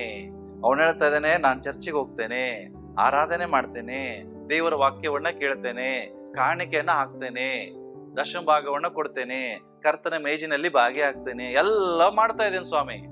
ಆದ್ರೆ ಅವನು ಹೇಳ್ತಾನೆ, ಅವನನ್ನು ಬಹಳ ಪ್ರೀತಿಸಿ ಯೇಸು ಒಂದು ಮಾತು ಹೇಳ್ತಾರೆ, ಆದ್ರೆ ಒಂದು ನಿನ್ನಲ್ಲಿ ಕಡಿಮೆ ಇದೆ, ಏನ್ ಗೊತ್ತಾ? ನೀನು ನಿನಗಾಗಿ ಜೀವಿಸ್ತಾ ಇದೀಯ. ಹೇಳ್ರಿ ಏನ್ರಿ, ಜೋರಾಗಿ ಹೇಳ್ರಿ. ಆದ್ರೆ ಇವತ್ತಿನಿಂದ ಬೇರೆಯವರಿಗಾಗಿ ಜೀವಿಸು. ಅದೇ ಹೇಳಿದ್ರಲ್ಲ ಸ್ವಾಮಿ, ಫ್ಯಾಮಿಲಿಯಲ್ಲಿ ನಮ್ಮನ್ನ ದೇವರಿಟ್ಟಿದ್ದೆ ನಮಗಾಗಿ ಜೀವಿಸಕ್ಕೆ ಅಲ್ಲ, ನನ್ನ ಕುಟುಂಬದಲ್ಲಿರುವ ಇನ್ನೊಬ್ಬರಿಗಾಗಿ ನಾನು ಜೀವಿಸಕ್ಕೆ. ಯಾವಾಗ ಕುಟುಂಬದಲ್ಲಿ ನೀನ್ ನಿನಗಾಗಿ ಜೀವಿಸ್ಲಿಕ್ಕೆ ಪ್ರಾರಂಭಿಸ್ತೀಯೋ ತಿಳ್ಕೊ, ನಿನ್ನ ಕುಟುಂಬದಲ್ಲಿ ಒಂದು ಸಮಸ್ಯೆ ಇದೆ. ಅದನ್ನೇ ಯೇಸು ಹೇಳ್ತಾರೆ, ನೀನು ನಿನಗೋಸ್ಕರ ಜೀವಿಸ್ತಾ ಇದೀಯಾ, ಇವತ್ತಿನಿಂದ ಇನ್ನೊಬ್ಬರಿಗಾಗಿ ಜೀವಿಸು. ಅಷ್ಟೇ, ಮುಗೀತು. ಅವನಿಗೆ ಅದು ಮಾಡಕ್ ಇಷ್ಟ ಇಲ್ಲ, ಎಲ್ಲ ತನಗೇ ಬೇಕು, ಇನ್ನೊಬ್ರು ಕೊಡಂಗಿಲ್ಲ. ಅವನೇ ಹೇಳ್ತಾ ಇದ್ದಾನೆ, ನಿನ್ನ ಬದುಕನ್ನ ಮಾರಿ ಬಡವರಿಗೆ ಕೊಡು, ಇನ್ನೊಬ್ಬರಿಗೋಸ್ಕರ ಜೀವಿಸು. ನಿನಗೋಸ್ಕರ ಬಹಳ ಜೀವಿಸಿ ಸಾಕು, ಇನ್ನೊಬ್ಬರಿಗಾಗಿ ಲೈಫ್ ತೆಗಿ. ಮುಗೀತು. ಏನ್ ಗೊತ್ತಾ ಅವನ ಪರಿಸ್ಥಿತಿ ಏನು? ಯೇಸುವಿಗೆ ಅಡ್ಡ ಬೀಳ್ತಾನೆ, ಆದ್ರೆ ಯೇಸುವಿನ ಮಾತಿಗೆ ಅಡ್ಡ ಬೀಳೋದಿಲ್ಲ. ಇವತ್ತು ಸೇಮ್ ಪರಿಸ್ಥಿತಿ ಕುಟುಂಬದಲ್ಲಿ. ಎಲ್ರು ಯೇಸುವಿಗೆ ಅಡ್ಡ ಬೀಳ್ತಾರ. ಎಸ್, ಚರ್ಚ್ ಇಡೀ ಫ್ಯಾಮಿಲಿ ಬರ್ತೇವಾ? ಹಲೋ, ಮಾತಾಡ್ರಿ. ವಾಕ್ಯಕ್ಕೆ ಇದೆ, ಎಲ್ಲರೂ ಕುಟುಂಬದವ್ರು ಕೂತ್ಕೋತೀರಿ, ಫ್ಯಾಮಿಲಿ ಪ್ರೇಯರ್ ಅಲ್ಲಿ ಎಲ್ಲರೂ ಕೂತ್ಕೋತೀರಿ. ಅಂದ್ರೆ ಏನು? ಯೇಸುವಿಗೆ ಅಡ್ಡ ಬೀಳ್ತಾ ಇದ್ದೇವೆ. ಆದ್ರೆ ಯೇಸುವಿಂದ ಬರುವ ಪ್ರತಿಯೊಂದು ಮಾತಿಗೂ ನಾವೇನ್ ಮಾಡ್ತಾ ಇಲ್ಲ, ಅಡ್ಡ ಬೀಳ್ತಾ ಇಲ್ಲ. ದೇವರು ಮಾತಾಡ್ತಾರೆ, ನೀವು ಇನ್ನೊಬ್ಬರಿಗಾಗಿ ಜೀವಿಸ್ರಿ, ಇನ್ನೊಬ್ಬರನ್ನ ಕ್ಷಮಿಸ್ರಿ, ಇನ್ನೊಬ್ಬರನ್ನ ಪ್ರೀತಿಸ್ರಿ, ಸ್ವಾರ್ಥ ಚಿಂತಕರಾಗ್ಬೇಡ್ರಿ, ಕುಟುಂಬದಲ್ಲಿರುವಂತ ಇನ್ನೊಬ್ಬರನ್ನ ಬಲಪಡಿಸ್ರಿ, ಉತ್ತೇಜನ ಪಡಿಸ್ರಿ. ನಾನ್ ಮಾಡೋದಿಲ್ಲ. ಯೇಸು ಹೇಳೋದೇನು ಗೊತ್ತಾ? ಹಾಗಾದ್ರೆ ನೀನು ನಿತ್ಯ ಜೀವಕ್ಕೆ ಬಾಧ್ಯನಾಗ ಸಾಧ್ಯ ಇಲ್ಲ, ವಾಪಸ್ಸು. ಅದೇ ಪ್ರಕಾರ ಇನ್ನೊಬ್ಬ ಶ್ರೀಮಂತ ಇದ್ದಾನೆ ಬೈಬಲ್ ಅಲ್ಲಿ. ಓಕೆ, ಇವನು ಲೂಕನ ಬರೆದ ಸುವಾರ್ತೆಯಲ್ಲಿ ಇನ್ನೊಬ್ಬ ಬರ್ತಾನೆ, ಅವನ ಹೆಸರು ಜಕ್ಕಾಯ. ಇವನು ಶ್ರೀಮಂತನೇ, ಅವನು ಶ್ರೀಮಂತನೇ. ಈ ಶ್ರೀಮಂತನಿಗೆ ಯೇಸು ಸ್ವಾಮಿ ನೋಡಿ ಹೇಳ್ತಾರೆ, ಜಕ್ಕಾಯನೇ ತಟ್ಟನೆ ಹಿಡಿದು ಬಾ, ಇವತ್ತು ನಾನು ನಿನ್ನ ಮನೆಗೆ ಬರ್ತೇನೆ. ಅಷ್ಟೇ, ಬೇರೆ ಏನು ಮಾತಾಡ್ಲಿಲ್ಲ. ಜಕ್ಕಾಯನು ಸಡನ್ ತಟ್ಟನೆ ಕೆಳಗಡೆ ಇಳಿದು ಬಂದು ಯೇಸುವಿಗೆ ಮನೆಯಲ್ಲಿ ಕರ್ಕೊಂಡು ಹೋಗುವುದಲ್ಲದೆ, ಸಿಂಹಾಸನವನ್ನು ಕೊಡುವುದಲ್ಲದೆ, ಯೇಸು ಹೇಳುವುದಕ್ಕಿಂತ ಮುಂಚೆ ತನ್ನ ಬದುಕನ್ನ ಮಾರಿ ಬಡವರಿಗೆ ಹಂಚ್ತಾನೆ. ಇಟ್ಕೊಂಡ ದುಡ್ಡವನು ಬೈಬಲ್ ಇನ್ನು ಯೇಸು ಹೇಳೇ ಇಲ್ಲ. ಶ್ರೀಮಂತನಿಗೆ ಹೇಳಿದ್ರು ನಿನ್ನ ಬದುಕನ್ನು ಮಾರಿ ಬಡವರಿಗೆ ಕೊಡು. ಬಟ್ ಇವಾಗ ಯೇಸು ಸ್ವಾಮಿ ಏನು ಹೇಳಿಲ್ಲ ಇನ್ನ. ಜಸ್ಟ್ ಅವನ ಮನೇಲಿ ಹೋಗಿ ಕುತ್ಕೊಂಡು ಸಿಂಹಾಸನದಲ್ಲಿ ಕೂತಿದಾರೆ ಅಷ್ಟೇ. ಯಾವಾಗ ಯೇಸು ಸಿಂಹಾಸನದಲ್ಲಿ ಕೂತ್ಕೊಂಡ್ರು, ತಕ್ಷಣ ಅವನು ಮಾಡಿದ ಒಂದೇ ಕೆಲಸ, ತನಗಾಗಿ ಬಚ್ಚಿಟ್ಟಿದ್ದ ಎಲ್ಲವನ್ನ ತೆಗೆದು ಜನರಿಗೆ ವಾಪಸ್ ಕೊಟ್ಬಿಟ್ಟ. ಆಗ ಯೇಸು ಏನ್ ಹೇಳ್ತಾರೆ, ಇಂದು ಈ ಮನೆಗೆ, ಮನೆ ಅಂದ್ರೆ ಬಿಲ್ಡಿಂಗ್ ರಕ್ಷಣೆ ಆಯ್ತಾ? ಅವನ ಫ್ಯಾಮಿಲಿ, ಅವನ ಕುಟುಂಬಕ್ಕೆ ರಕ್ಷಣೆ ಆಯ್ತು. ಅವನ ಕುಟುಂಬವನ್ನು ದೇವರು ಆಶೀರ್ವದಿಸಿದ್ರು. ಯಾಕೆ? ಆ ಕುಟುಂಬ ತನಗಾಗಿ ಜೀವಿಸ್ತಾ ಇಲ್ಲ, ಇತರಿಗಾಗಿ ಜೀವಿಸ್ತಾ ಇದೆ. ಈ ಇಬ್ರು ಶ್ರೀಮಂತರೇ, ಇಬ್ರು ಹಣವಂತರೇ, ಆದ್ರೆ ಒಬ್ಬ ತನಗಾಗಿ ಜೀವಿಸ್ತಾ ಇದ್ದಾನೆ, ಇನ್ನೊಬ್ಬ ಶ್ರೀಮಂತ ಇನ್ನೊಬ್ಬರಿಗಾಗಿ ಜೀವಿಸ್ತಾ ಇದ್ದಾನೆ. ಯಾರ ಮನೆಯನ್ನ ದೇವರು ಆಶೀರ್ವದಿಸಿದ್ರು? ಮಾತಾಡ್ರಿ. ಇಮ್ಯಾಜಿನ್ ಮಾಡ್ರಿ, ಇವತ್ತು ಇಡೀ ನಿನ್ನ ಕುಟುಂಬದಲ್ಲಿ ಎಲ್ರು ಒಬ್ಬರಿಗಾಗಿ ಒಬ್ರು ಜೀವಿಸಕ್ಕೆ ಸ್ಟಾರ್ಟ್ ಮಾಡಿದ್ರೆ ನಿನ್ನ ಮನೆನೇ ಸ್ವರ್ಗ ಆಗ್ತದೆ. ಗೊತ್ತಾ ನಿನಗೆ? ನಿನ್ನ ಕುಟುಂಬ, it will become a heaven on earth. ಭೂಲೋಕದಲ್ಲೇ ನಿನ್ನ ಮನೆ ಸ್ವರ್ಗವಾಗಿ ಹೋಗ್ತದೆ ಯಾವಾಗ ನಿಮ್ಮ ಕುಟುಂಬದಲ್ಲಿ ಒಬ್ಬರಿಗಾಗಿ ಒಬ್ರು ಜೀವಿಸ್ಲಿಕ್ಕೆ ಪ್ರಾರಂಭಿಸಿದೆ. ಬಟ್ ಇಲ್ಲ, ಎಲ್ಲೋ ಒಂದ್ ಕಡೆ ಯೇಸುವಿಗೆ ಅಡ್ಡ ಬೀಳ್ತೇವೆ, ಯೇಸುವಿನ ಮಾತಿಗೆ ಅಡ್ಡ ಬೀಳುವುದಿಲ್ಲ. ಯೇಸು ಹೇಳ್ದಂಗೆ ನಾವು ಕೇಳುವುದಿಲ್ಲ, ಯೇಸುವಿನ ಆಲೋಚನೆ ಪ್ರಕಾರ ನಡೆಯುವುದಿಲ್ಲ, ಯೇಸು ಅಪ್ಪಣೆ ಪ್ರಕಾರ ಜೀವಿಸುವುದಿಲ್ಲ. ನಾನು ಹೇಳ್ತೇನೆ, ಹಾಗಾದ್ರೆ ನಾವು ಯೇಸುವಿಗೆ ಎಂತ ಸ್ಥಾನ ನನ್ನ ಮನೆಯಲ್ಲಿ ಕೊಟ್ಟಿದ್ದೇವೆ? ಯೇಸುವಿನ ಮಾತಿಗೆ ಬೆಲೆ ಇದ್ರ ಅರ್ಥ ಅಂದ್ರೆ ಯೇಸು ಯಜಮಾನ ಇಲ್ಲ, ನಾನ್ ಯಜಮಾನ, ನಾನ್ ಬಾಸ್ ಆಗಿದೆ.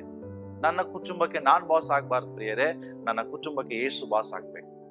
ಅಂದಾಗ ನನ್ನ ಮನೆ, ನಿಜವಾಗಿ ಹೇಳ್ತೇನೆ, ಅದು ರಕ್ಷಣೆ ಹೊಂದದೆ. ನೋಡ್ರಿ, ಅದಕ್ಕೆ ಹೇಳ್ತೇನೆ, become a doer of the word of God, then your family will be saved. Give lordship to Jesus over your family. ನಿನ್ನ ಕುಟುಂಬಕ್ಕೆ ಯೇಸುವಿಗೆ ಯಜಮಾನತ್ವವನ್ನು ಕೊಡು. ಇಲ್ಲೊಂದು ಬರ್ದಿದೆ ನಾನು, make your house God's house. ನಿನ್ನ ಮನೆ ದೇವರ ಮನೆಯಾಗಿ ಮಾಡು, ನಿಮ್ಮ ಮನೆಯಾಗಿ ಅಲ್ಲ. ಇವತ್ತು ನಮ್ಮ ಮನೆಗೆ ನಮ್ಮ ಹೆಸರೇ ಇರ್ತದಲ್ಲ, ಯಾರ ಮನೆಗೆ ಹೊಂಟ್ರಿ? ಇವ್ರ ಮನೆಗೆ ಹೊಂಟ್ರಿ. ಯಾಕೆ? ಹೆಸರು ಹಿಡ್ದೆ ಕರಿಬೇಕಲ್ಲ. ಆದ್ರೆ ಎಂದಾದ್ರೆ ನನ್ನ ಮನೆ ಅಲ್ಲದು ದೇವರ ಮನೆ ಅಂತ ಹೇಳಿದ್ರೆ ಯಾರಿಗಾದ್ರು? ನಮ್ಮ ಮನೆ ಆಗ್ಬಾರ್ದು, ನನ್ನ ಮನೆ ದೇವರ ಮನೆ ಆಗ್ಬೇಕು, ಕರ್ತನ ಮನೆ ಆಗ್ಬೇಕು. ಆಗ ನನ್ನ ಮನೆ ಭೂಲೋಕದಲ್ಲೇ ಒಂದು ಸ್ವರ್ಗವಾಗಿ ಮಾರ್ಪಡ್ತದೆ. Okay, S. ಕೊನೆಯದಾಗಿ ನಾನು ಇನ್ನೊಂದು ಹೇಳಿಕ್ಕೆ ಇಷ್ಟಪಡ್ತೇನೆ, ಲಾರ್ಡ್ಶಿಪ್ ಇನ್ ಚರ್ಚ್. ಒಂದು, ನಿನ್ನ ಕುಟುಂಬ, ನಿನ್ನ ಜೀವಿತದಲ್ಲಿ ಯೇಸು ಯಜಮಾನತ್ವನಾಗಿದ್ದಾನೆ. ಎರಡನೇದು, ನಿನ್ನ ಮನೆಯಲ್ಲಿ ಯೇಸುವಿನ ಯಜಮಾನತ್ವ. ಕೊನೆಯದಾಗಿ ಎಲ್ಲಿ? ಹಲೋ, ಜೋರಾಗಿ ಹೇಳ್ರಿ. ಇಲ್ಲೇ ಇದ್ದೀರಾ? ಸಭೆ, ಚರ್ಚ್, ನಾಟ್ ಬಿಲ್ಡಿಂಗ್. ಚರ್ಚ್ ಅಂದ್ರೆ ಯಾರು? ಚರ್ಚಿಗೆ ಹೊಂಟೇವ್ರಿ. ಎಲ್ಲಿ? ಅಜ್ಜಿ ಘಟ್ಟದಾಗ ಒಂದು ಬಿಲ್ಡಿಂಗ್ ಇದೆ ಅಲ್ಲ. Church means not a building, church means we all are. ನಾವೆಲ್ಲರೂ ಕೂಡಿ ಬರುವುದೇ ಒಂದು ಸಭೆ. ಈ ಸಭೆಗೆ ಯಜಮಾನ ಯಾರು? ಈ ಸಭೆಗೆ ಒಡೆಯನ ಯಾರು? ನಂಬ್ತೀರಾ? ಇವತ್ತು ನಿಮಗೆ ಬಹಳ ಪ್ರಾಮುಖ್ಯವಾದ ಒಂದು ವಿಷಯ ಹೇಳಿಕೆ ಹೋಗ್ತೇನೆ ನಾನು, ಸಭೆ ಬಗ್ಗೆ. ನಿಮಗೆ ಗೊತ್ತಾ ಸಭೆ ಅಂದ್ರೆ ಏನು? ಸಭೆ ಯಾರಿಂದ ಆಯ್ತು? ಸಭೆ ಫಾರ್ಮೇಶನ್ ಎಲ್ಲ ಆಯ್ತು? ಸಭೆ ಎಲ್ಲಿಂದ ತಯಾರಾಯ್ತು ಗೊತ್ತಾ ನಿಮಗೆ? ಸಭೆ ಉದ್ದೇಶವನ್ನ ದೇವರು ಫಸ್ಟ್ ಪ್ರಕಟಪಡಿಸೋದು ಆದಿಕಾಂಡ ಪುಸ್ತಕದಲ್ಲಿ. ಸಭೆ ಅಂದ್ರೆ ಏನು? ಓಕೆ, ನಾನು ಹೇಳ್ತೇನೆ ನಿಮ್ಗೆ. ಆದಿಕಾಂಡ ಪುಸ್ತಕ 28ನೇ ಅಧ್ಯಾಯ ತೆಗಿರಿ. ಯಾರಾದ್ರೂ ಒಬ್ರು 10ರಿಂದ 22 ವಚನ ಓದ್ತೀರಾ? ಬೇಗನೆ ಓದ್ಬೇಕು, ಬಹಳ ಇದೆ ಹಾ, ಓಕೆ. ಹ್ಮ್ ಹ್ಮ್ ಹ್ಮ್ ಹ್ಮ್ ಹ್ಮ್ ಹ್ಮ್ ಓಕೆ. ಹ್ಮ್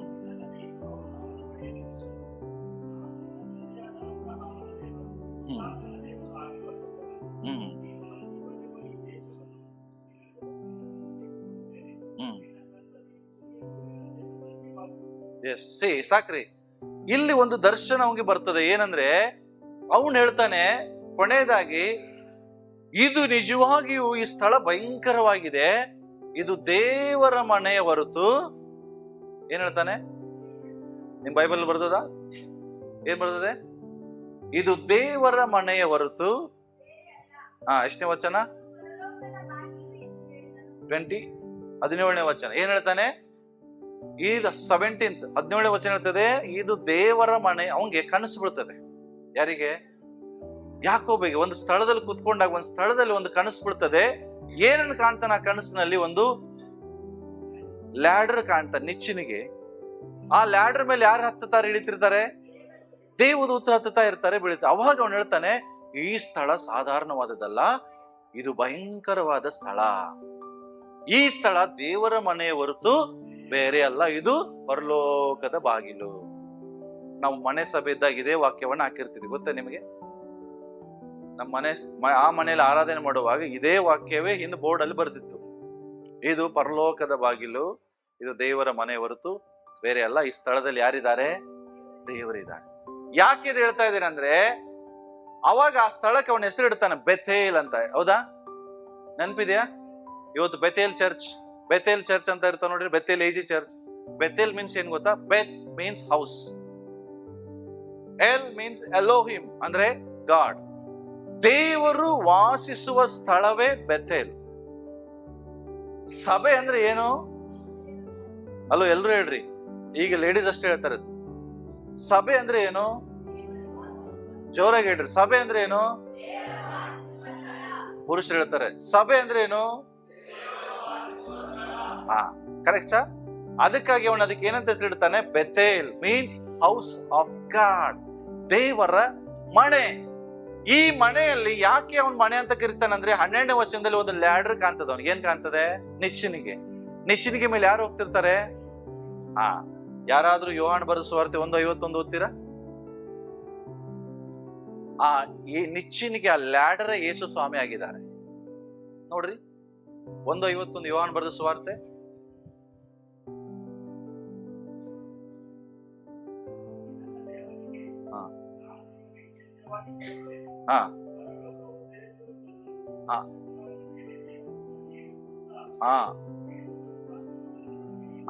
ಏನ್ ಹೇಳ್ತಾ ಇದಾರೆ? ಮನುಷ್ಯ ಕುಮಾರನ ಮೇಲೆ ದೇವದೂತರು ಏರಿ ಹೋಗುತ್ತಾ ಇಳಿದು ಬರುತ್ತಾ ಇರುವುದನ್ನ ನೀವು ನೋಡುವಿರಿ. ಅದೇ ಕನಸು ಯಾಕೋಬನಿಗೆ ಬಿದ್ದಿದೆ. ಅಂದ್ರೆ ಅರ್ಥ, ಈ ಸಭೆ ದೇವರ ಮನೆ. ಇಲ್ಲಿ ಒಂದು ಕನೆಕ್ಷನ್ ಇದೆ. 16ನೇ ವಚನದಲ್ಲಿ ನಾವು ನೋಡ್ತೇವೆ, ದೇರ್ ಇಸ್ ಒನ್ ಕನೆಕ್ಷನ್. ಪರಲೋಕಕ್ಕೂ ಭೂಲೋಕಕ್ಕೂ ಕನೆಕ್ಷನ್ ಬರುವುದೇ ಸಭೆಯಲ್ಲಿ. ಹಲೋ, ಅರ್ಥ ಆಗ್ತದೆ? ಪರಲೋಕಕ್ಕೂ ಭೂಲೋಕಕ್ಕೂ ಒಂದು ಕನೆಕ್ಷನ್ ಸಿಗುವುದೇ ಸ್ಥಳ ಯಾವುದಂದ್ರೆ ಸಭೆ. ಈ ಸಭೆಯಲ್ಲಿ ಪರಲೋಕಕ್ಕೂ ಭೂಲೋಕಕ್ಕೂ ಒಂದು ಇದು ಕನೆಕ್ಷನ್ ಇದೆ. ಅದು ಲ್ಯಾಡರ್, ನಿಚ್ಚಿನಿಗೆ ಸಂಪರ್ಕ. ಅದೇ ಯೇಸು ಸ್ವಾಮಿ. ಇವತ್ತು ನೀನು ಪರಲೋಕಕ್ಕೆ ಹೋಗಬೇಕಾದ್ರೆ ಈ ಲ್ಯಾಡರ್ ಮೂಲಕನೇ ಹೋಗ್ಬೇಕು ಹೊರತು ಬೇರೆ ಮಾರ್ಗ ಇಲ್ಲ. ಹಲೋ, ಅರ್ಥ ಆಗ್ತದೆಯಾ? ಹಾಗಾದ್ರೆ ಆ ಲ್ಯಾಡರ್ ಇರುವ ಸ್ಥಳ ಯಾವುದು? ಏಣಿ. ಇವತ್ತು ನೀನು ಪರಲೋಕಕ್ಕೆ ಹೋಗ್ಬೇಕಾದ್ರೆ ಆ ಏಣಿ ಮೂಲಕನೇ ಹೋಗ್ಬೇಕು. ಆ ಏಣಿ ಯಾರು? ಯೇಸು ಸ್ವಾಮಿ. ಎಲ್ಲಿರುವುದನ್ನ ನೋಡ್ತಾ ಇದ್ದೀವಿ? ಸಭೆ. ಮಾತಾಡ್ರಿ, ಎಲ್ಲಿ? ಸಭೆ ಅಂದ್ರೆ ನೀವು ತಿಳ್ಕೊಂಡಿರ್ಬೋದು, ಏನಪ್ಪಾ ಹೋದ್ರಾಯ್ತು ಬಿಟ್ರಾಯ್ತು. ಹಲೋ, ಅದಕ್ಕೆ ನೀವು ಯೇಸುವನ್ನ ಪ್ರೀತಿಸೋನು ಸಭೆಯನ್ನ ಪ್ರೀತಿಸ್ತಾನೆ. ಸುಮ್ಮನೆ ನಾನು ಯೇಸುವನ್ನ ಪ್ರೀತಿಸ್ತೇನೆ ಸಭೆಗೆ ಹೋಗೋದಿಲ್ಲ ಅಂದ್ರೆ ಅವ ಸುಳ್ಳು ಹೇಳ್ತಾ ಇದ್ದಾನೆ. ಸುಳ್ಳು ಹೇಳ್ತಾ ಇದ್ದಾನ ಅವನು. ಯಾಕೆಂದ್ರೆ ಯೇಸು ಸಭೆಯಲ್ಲಿ ಇದ್ದಾರೆ. ಅದಕ್ಕೆ ಈ ರಹಸ್ಯ ನಿಮಗ್ ಗೊತ್ತಿರಲಿಲ್ಲ, ದಾವೀದನ್ ಗೊತ್ತಿದೆ. ಅದಕ್ಕೆ ಅವನು ಹೇಳ್ತಾನೆ, ನನ್ನ ಚರ್ಚಿಗೆ ಯಾರಾದ್ರೂ ಕರೆದ್ರೆ ಮೊದಲು ಓಡ್ ಹೋಗ್ತೇನೆ ನಾನು. ಸಭೆಗೆ ನನ್ನನ್ನು ಯಾರಾದ್ರೂ ಕರೆದ್ರೆ ನನ್ನ ಹೃದಯ ಏನಾಗ್ತದೆ ಗೊತ್ತಾ? ಸಂತೋಷಗೊಳ್ಳುತ್ತದೆ. ಇನ್ನೊಂದು ವಚನ ಓದಿಕೊಳ್ಳೋಣ. ಕೀರ್ತನೆ ತೆಗಿರಿ, 84ನೇ ಅಧ್ಯಾಯ 10ನೇ ವಚನದಲ್ಲಿ ಅವನು ಹೇಳ್ತಾನೆ. ಹಲೋ, ಎಲ್ಲಿ?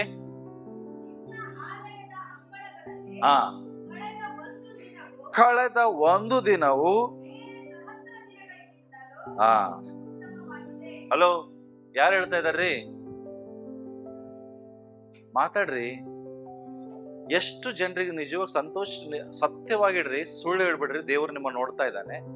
ಸಂಡೇ ಬಂದ ಮೇಲೆ ಚರ್ಚಿಗೆ ಬರ್ಲಿಕ್ಕೆ ಎಷ್ಟು ಜನರಿಗೆ ನಿಜವಾಗಿ ಸಂತೋಷ ಆಗ್ತದೆ?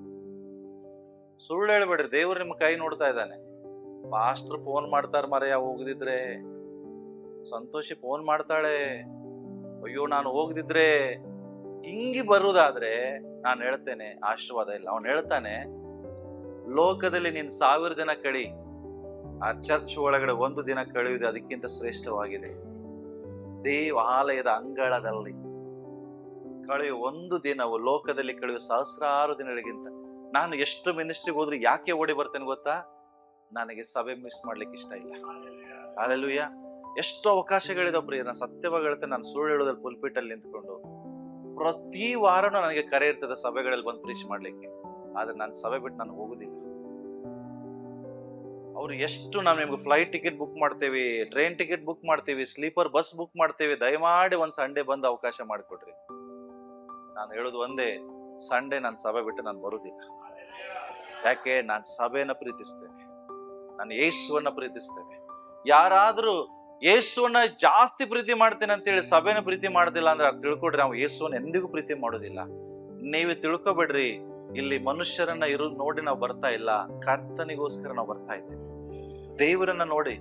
ಯಾವ ವ್ಯಕ್ತಿ ಸಭೆಯನ್ನ ಪ್ರೀತಿಸುವುದಿಲ್ಲ ಅವನು ಎಂದಿಗೂ ದೇವರನ್ನು ಪ್ರೀತಿಸ್ಲಿಕ್ಕೆ ಸಾಧ್ಯ ಇಲ್ಲ. ಯಾಕೆಂದ್ರೆ ಇಲ್ಲಿ ಯಾರಿದ್ದಾರೆ? ಯೇಸು ಇದ್ದಾರೆ, ಯೇಸು ಇದ್ದಾರೆ. ಅದಕ್ಕೋಸ್ಕರ ನಾನು ಹೇಳುದು ಒಂದೇ, ಸಭೆನ ಪ್ರೀತಿ ಮಾಡ್ರಿ. ಯಾಕೆ ಸಭೆ ಬಹಳ ಪ್ರಾಮುಖ್ಯವಾದದ್ದು ಅನ್ನೋದಕ್ಕೆ ಕೆಲವು ವಿಚಾರಗಳು ನಿಮ್ಗೆ ಹೇಳ್ತೇನೆ, ಕೇಳಿ ನಾವು ಪ್ರಾರ್ಥನೆ ಮಾಡೋಣ. ಫಸ್ಟ್ ತಿಳ್ಕೊಡ್ರಿ, 1 ತಿಮೋತಿ 3:15 ಹೇಳ್ತದೆ, ಯಾಕೆ ಚರ್ಚ್ ಇಸ್ ಮೋಸ್ಟ್ ಇಂಪಾರ್ಟೆಂಟ್. ಯಾಕೆ ಅಂತ ಹೇಳಿದ್ರೆ, ಚರ್ಚ್ ಈಸ್ ಗಾಡ್ಸ್ ಫ್ಯಾಮಿಲಿ. ಇದು ದೇವರ ಕುಟುಂಬ ಅಂತ ಬೈಬಲ್ ಹೇಳ್ತದೆ. ಯಾರ ಕುಟುಂಬ ಇದು? ಜೋರಾಗಿ ಹೇಳ್ರಿ, ಯಾರ ಕುಟುಂಬ? ಯಾರ ಕುಟುಂಬ? ಈಗ ಮಕ್ಕಳು ಕೇಳ್ರಿ, ಮಕ್ಕಳು ಹಾಲಿಡೇಸ್ ಬಂದ್ಮೇಲೆ ಎಲ್ಲಿ ಹೋಗ್ಲಿಕ್ಕೆ ಇಷ್ಟ ನಿಮಗೆ?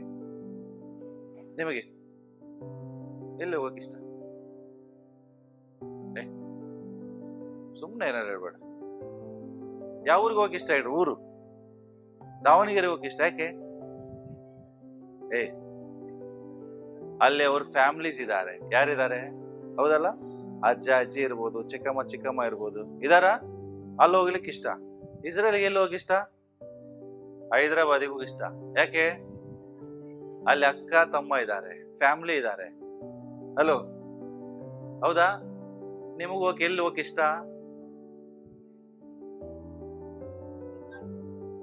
ಎಲ್ಲಿ ಹೋಗಕ್ ಇಷ್ಟ? ತಿರ್ಗಾಡಕ್ ಹೋಗಕ್ ಇಷ್ಟ. ನಿಮಗ್ ಗೊತ್ತಾ, ದೇವರಿಗೆ ಎಲ್ಲಿ ಇಷ್ಟ ಅಂದ್ರೆ ಸಭೆ ಇಷ್ಟ. ಯಾಕೆಂದ್ರೆ ಇದು ಆತನ ಫ್ಯಾಮಿಲಿ. ದೇವರಿಗೆ ನಿಜವಾಗಿ ಸಂತೋಷ ಬರುವುದೆಲ್ಲ ಅಂದ್ರೆ ನಮ್ಮ ಮಧ್ಯದಲ್ಲಿ ಬರುವಾಗ. ನಾವು ಎಲ್ಲಿರ್ತೀವಿ ಅಲ್ಲಿರುವಾಗ ದೇವರಿಗೆ ಇಷ್ಟ. ಹೋದ್ಮಾ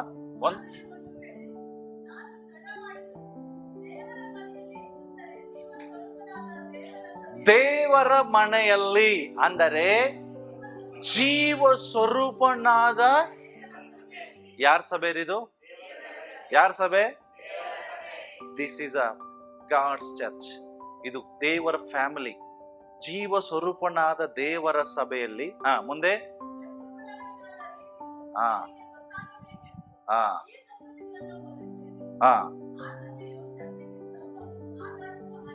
ತಿಳ್ಕೊಡ್ರಿ, ನೀನ್ ಬರುವಂತ ಚರ್ಚ್ ಯಾಕೆ ಇಂಪಾರ್ಟೆಂಟ್ ಅಂದ್ರೆ ಇದು ಸತ್ಯಕ್ಕೆ ಸ್ತಂಭವು ಆಧಾರವೂ ಆಗಿದೆ. ಪ್ರಿಯರೇ, ನಿಮಗೆ ಎಲ್ಲಿ ಸಿಗದೆ ಇರುವ ಸೇಫ್ಟಿ ಸಭೆಯಲ್ಲಿ ಸಿಗ್ತದೆ. ನಿಮ್ಮ ಪ್ರೊಟೆಕ್ಷನ್, ನಿಮ್ಮ ಸಂರಕ್ಷಣೆ ಲೋಕದಲ್ಲಿ ಇಲ್ಲ, ಅದು ಸಭೆಯಲ್ಲಿ ತಿಳ್ಕೊಡ್ರಿ. ಯಾಕೆಂದ್ರೆ ಈ ಸಭೆ ನಂದಲ್ಲ, ನಿಮ್ದಲ್ಲ. ಬೈಬಲ್ ಸ್ಪಷ್ಟವಾಗಿ ದೇವರ ಸಭೆ. ಅದಕ್ಕೆ ಸಭೆಗೆ ಬರುವಾಗ ಸಂತೋಷದಿಂದ ಓಡಿ ಬರ್ರಿ. ನೀವೆಲ್ಲಿ ಶಾಪಿಂಗ್ ಹೋಗುವಾಗ ಎಷ್ಟು ಸಂತೋಷ ಆಗ್ತದೆ ಗೊತ್ತಿಲ್ಲ, ಆದ್ರೆ ಸಭೆಗೆ ಬರುವಾಗ ಬಹಳ ಜನರಿಗೆ ಬೇಜಾರು. ಅಯ್ಯೋ ಹೋಗ್ಬೇಕು ಮರ, ಮಧ್ಯಾಹ್ನವರೆಗೂ ಇರ್ಬೇಕು. ದೇವರ ಕುಟುಂಬವನ್ನು ನೋಡ್ಲಿಕ್ಕೆ ನಿಮಗೆ ಸಮಸ್ಯೆ. ಓಕೆ, ಯಾಕೆ ಸಭೆ ಇಂಪಾರ್ಟೆಂಟ್ ಅಂದ್ರೆ ಇವತ್ತು ದೇವರು ಇಡೀ ಭೂಲೋಕವನ್ನ ಉಂಟು ಮಾಡಿದ್ದೇ ಸಭೆಗೋಸ್ಕರ. God wanted a family. ದೇವರಿಗೆ ಒಂದು ಫ್ಯಾಮಿಲಿ ಬೇಕಾಗಿತ್ತು, ಆ ಫ್ಯಾಮಿಲಿನೇ ಸಭೆಯಾಗಿದೆ. ಇವತ್ತು ದೇವರು ಇಡೀ ಲೋಕವನ್ನು ಉಂಟು ಮಾಡಿದ ಯಾಕೆ ಒಂದು ಕುಟುಂಬ ಯೇಸುವಿಗೆ ಬೇಕಾಗಿತ್ತು, ತಂದೆ ದೇವರಿಗೆ ಬೇಕಾಗಿತ್ತು. ಆ ಫ್ಯಾಮಿಲಿನೇ ನಾವಾಗಿದೆ. ಪ್ರಿಯರೇ, ಇವತ್ತು ದೇವರಿಗೆ ಎಲ್ಲಿ ಇಷ್ಟ ಇಲ್ಲ, ಸಭೆಯಲ್ಲಿ ಇರ್ಲಿಕ್ಕೆ ಬಹಳ ಇಷ್ಟ. ಸಭೆ ಒಳಗಡೆ ಆತನ ಆಡಳಿತ ಮಾಡ್ಲಿಕ್ಕೆ ನಮಗೆ ಬಿಟ್ಕೊಡ್ಬೇಕು. ಓಕೆ, ನಾನು ಮುಂದೆ ಹೇಳಿಕ್ಕೆ ಇಷ್ಟಪಡ್ತೇನೆ. Jesus died for church, not for you alone. ಕರ್ತನು ಸತ್ತಿದ್ದೇ ಸಭೆಗಾಗಿ. ಹಲೋ, ಯಾಕೆ ಗೊತ್ತಾ? ಇದನ್ನ ಓದ್ರಿ, ಗೊತ್ತಾಗ್ತದೆ. ಬೇಗ ಓದ್ರಿ. ಎಫೆಸದವರಿಗೆ ಬರೆದ ಪತ್ರಿಕೆ 5ನೇ ಅಧ್ಯಾಯ 25ನೇ ವಚನ ಓದ್ರಿ. ಪುರುಷರೇ, ಮುಂದೆ ಓದ್ರಿ, ಹಂಗೆ ಓದ್ರಿ. ಹಲೋ, ತಿಳ್ಕೊಳ್ರಿ ಏನ್ ಹೇಳ್ತದೆ. ಕ್ರಿಸ್ತನು ಯಾರನ್ನ ಬಹಳ ಪ್ರೀತಿ ಮಾಡ್ತಾರಂತೆ? ಅರ್ಥ ಏನು? ನೀವು ಹೆಂಡತಿನ ಎಷ್ಟು ಪ್ರೀತಿ ಮಾಡ್ತೀರಲ್ಲ, ಆದ್ರೆ ಸಭೆಯನ್ನ ಪ್ರೀತಿ ಮಾಡುವ ಹಂಗೆ ಹೆಂಡತಿನ ಪ್ರೀತಿ ಮಾಡೋ ಅರ್ಥ ಏನಾಗರೆ ಈಗ ನೀವು ಮಾಡ್ತಾ ಇರೋ ಪ್ರೀತಿನೂ ನಿಜವಾದದ್ದಲ್ಲ ಅಂತ. ಅಷ್ಟು ಪ್ರೀತಿ ಯೇಸು ಸಭೆಗೆ ಮಾಡಿದ್ದಾರೆ. ಯೇಸು ಸ್ವಾಮಿ ಯಾವುದನ್ನು ಪ್ರೀತಿಸ್ತಾರೋ ಅಲ್ಲೇ ನಾನು ಹೋಗುದಿಲ್ಲ. ಅದಂದ್ರೆ ನಮ್ಗೆ ಇಷ್ಟ ಇಲ್ಲ. ಏನ್ ಹೋಗ್ಲೇಬೇಕಾ? ಸಂಡೇ ಮನೆ ಕೂತ್ಕೊಂಡ್ರೆ ಆಗೋದಿಲ್ವಾ? ಮುಂದೆ ಓದ್ರಿ. ಅದನ್ನ ಪ್ರತಿಷ್ಠೆ ಪಡಿಸುವುದಕ್ಕಾಗಿ ದೇವರು ಈ ಜೀವನ ಜ್ಯೋತಿ ಸಭೆಯನ್ನ ಪ್ರತಿಷ್ಠೆ ಪಡಿಸುವುದಕ್ಕಾಗಿ ಹಲೋ ತನ್ನನ್ನ ಒಪ್ಪಿಸಿಕೊಟ್ರಂದ್ರೆ ಆತನು ಸತ್ತನ್ರಿ. ಎದಕ್ಕೆ ಗೊತ್ತಾ? ಈ ಸಭೆಯನ್ನ ಪ್ರತಿಷ್ಠೆ ಪಡಿಸುವುದಕ್ಕಾಗಿ. ಅದನ್ನು ಕಳಂಕ, ಸುಕ್ಕು,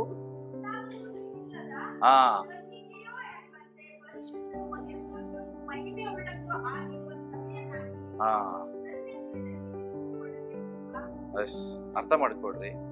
ದೇವರು ಯಾಕೆ ಸಭೆಗಾಗಿ ಸತ್ತನು ಗೊತ್ತಾ? ನಾನು ಹೇಳ್ತಾ ಇಲ್ಲ, ಸಭೆಗಾಗಿ ಸತ್ತ. ಯಾಕಂದ್ರೆ ಈ ಸಭೆ ಒಂದು ಕಳಂಕ ಇಲ್ಲದ ಸಭೆ ಆಗ್ಬೇಕು. ಪರಿಶುದ್ಧವಾದ ಕಣ್ಣಿಗೆ ಹಾಗೆ ಕರ್ತನ ಬರೋಣವಾಗ ಆತನ ಮುಂದೆ ನಿಲ್ಬೇಕು. ಯೇಸು ಸ್ವಾಮಿ ಬರುವಂತದ್ದು 2ನೇ ಬರೋಣವೇ ಸಭೆಗಾಗಿ. ಹಲೋ, ಅರ್ಥ ಮಾಡ್ಕೊಂಡಿದ್ದೀರಾ? ಯಾವ ವ್ಯಕ್ತಿ ಸಭೆಯಲ್ಲಿ ಇದಾನೋ ಆ ವ್ಯಕ್ತಿಗೋಸ್ಕರ ಯೇಸು ಬರ್ತಾರೆ ಹೊರತು ನೀನ್ ಸಭೆ ನಂಗೆ ಬೇಡ, ನಾನು ಒಬ್ಬನೇ ಜೀವಿಸ್ತೇನೆ, ಯೇಸು ನನ್ಗೆ ಒಬ್ಬನೇ ಸಾಕು ಅನ್ನೋರಿಗಲ್ಲ. ಯೇಸು ಸಭೆಗೋಸ್ಕರ ಪ್ರಾಣ ಕೊಟ್ಟಿದ್ದಾರೆ. ನೀ ತಿಳ್ಕೊಬೇಡ ಚರ್ಚಿಗೆ ಹೋಗಿದ್ರೆ ಏನಾಗುದಿಲ್ಲ, ನಡೀತದೆ ಅಂತ. ಚರ್ಚ್ ಇಲ್ಲಿ ಯೇಸುವಿನ ಯಜಮಾನತ್ವ ಇದೆ. ಓಕೆ, ಕರ್ತನು ಈ ಸಭೆಗಾಗಿ ಪ್ರಾಣ ಕೊಟ್ಟಿದ್ದಾನೆ. ಬಹಳ ಇಂಪಾರ್ಟೆಂಟ್ ವಿಷಯ ಇದೇನ್ ಗೊತ್ತಾ? Church is your first court. Court ಅಂದ್ರೆ ಯಾವುದು? ಎಲ್ರಿಗೂ ಕೋರ್ಟ್ ಇದೆ ಹೊರಗಡೆ ಲೋಕದಲ್ಲಿ, ಇದೆ ಇಲ್ರಿ? ಆರ್ ದೇವ ಜನರಿಗೆ ಫಸ್ಟ್ ಕೋರ್ಟ್ ಯಾವ್ದು ಗೊತ್ತಾ? ಯಾವುದು ಫಸ್ಟ್ ಕೋರ್ಟ್? ಯಾವುದು ಜನರಿಗೆ? ಕೊರಿಂಥ ಸಭೆಯಲ್ಲಿ ಏನಾಗ್ತಿತ್ತಂದ್ರೆ ವ್ಯವಹಾರಗಳನ್ನು ಸ್ಟಾರ್ಟ್ ಆಯ್ತು. ಏನಾಯ್ತು? ನಾನು ಬೇಗನೆ ಹೇಳ್ತೇನೆ. ಕೊರಿಂಥ ಸಭೆಯಲ್ಲಿ ವ್ಯವಹಾರಗಳು ಸಭೆ ಸ್ಟಾರ್ಟ್ ಆಗಿ ಒಬ್ಬರ ಮಧ್ಯದಲ್ಲಿ ಒಬ್ಬರು ಜಗಳಗಳು, ಕಚ್ಚಾಟಗಳು ಆಯ್ತು, ವೈಮನಸ್ಸುಗಳಾಯ್ತು, ಬಿಸ್ನೆಸ್ಗಳು ಸಭೆಯಲ್ಲಿ ಬಂತು. ಈ ಬಿಸ್ನೆಸ್ ಅಲ್ಲಿ ಸಮಸ್ಯೆಗಳಾದಾಗ ಈ ಸಮಸ್ಯೆಯನ್ನು ತಗೊಂಡು ಅಣ್ಣರ ಮುಂದೆ ಹೇಳಿಕ್ ಹೋದ್ರು. ಆಗ ಪೌಲನು ಬೈಯುವುದೇನು ಗೊತ್ತಾ? ಓದ್ರಿ.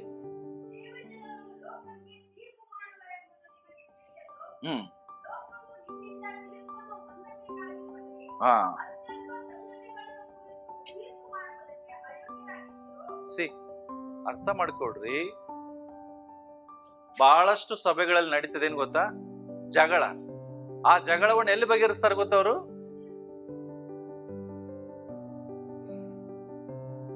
ಮರ್ತೋಗಿದೆ.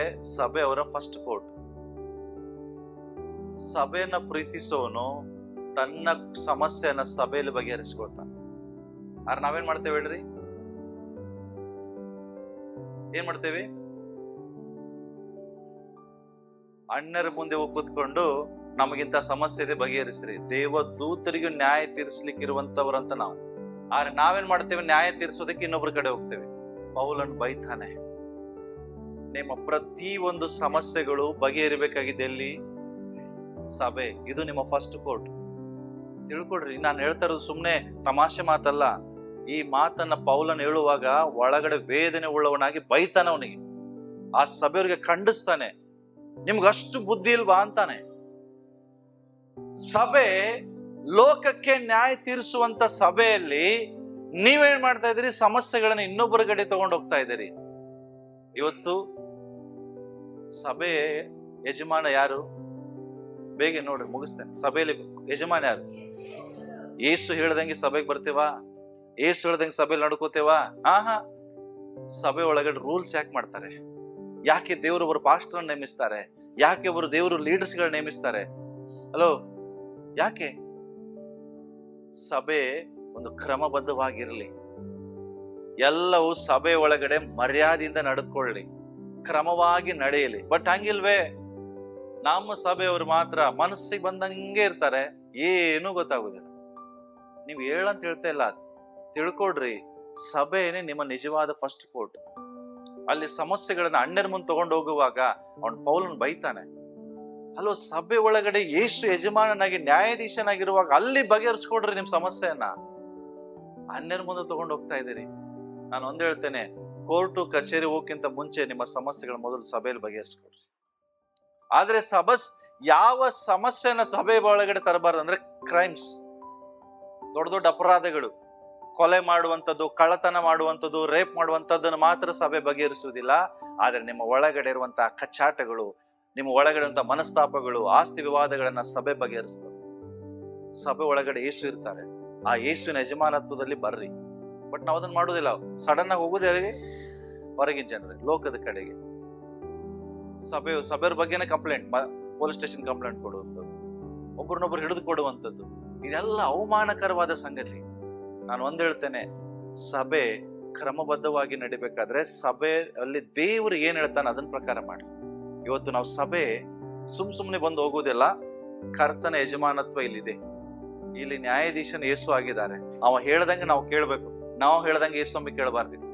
ಅದಕ್ಕೆ ನಾವು ಪ್ರತಿದಿನ ಪ್ರೇಯರ್ ಮಾಡೋದು ಒಂದೇ, ದೇವರೇ ಇಲ್ಲಿ ಏನೇ ನಡೆದ್ರು ನಿನ್ನ ಚಿತ್ತದ ಪ್ರಕಾರ ನಡಿಬೇಕು, ಆತನ ಇಷ್ಟದ ಪ್ರಕಾರ. ನಾನು ಒಂದ್ ಹೇಳ್ತೇನೆ, ನೀವು ಸಭೆಯಲ್ಲಿ ಏನೇ ಮಾಡ್ಬೇಕಂದ್ರು ಫಸ್ಟ್ ಕರ್ತನ ಪರ್ಮಿಷನ್ ತಗೊಳ್ಳಿ.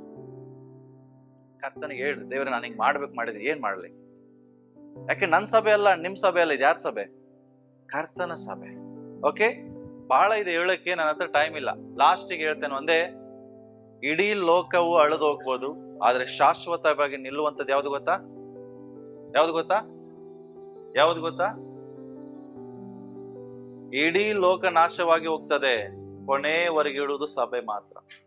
1 ಥೆಸಲೋನಿಕ 4ನೇ ಅಧ್ಯಾಯ ತೆಗೆರಿ 17ನೇ ವಚನ ಓದಿ ನಾನು ಮುಗಿಸ್ತೇನೆ. 1 ಥೆಸಲೋನಿಕ 4:17.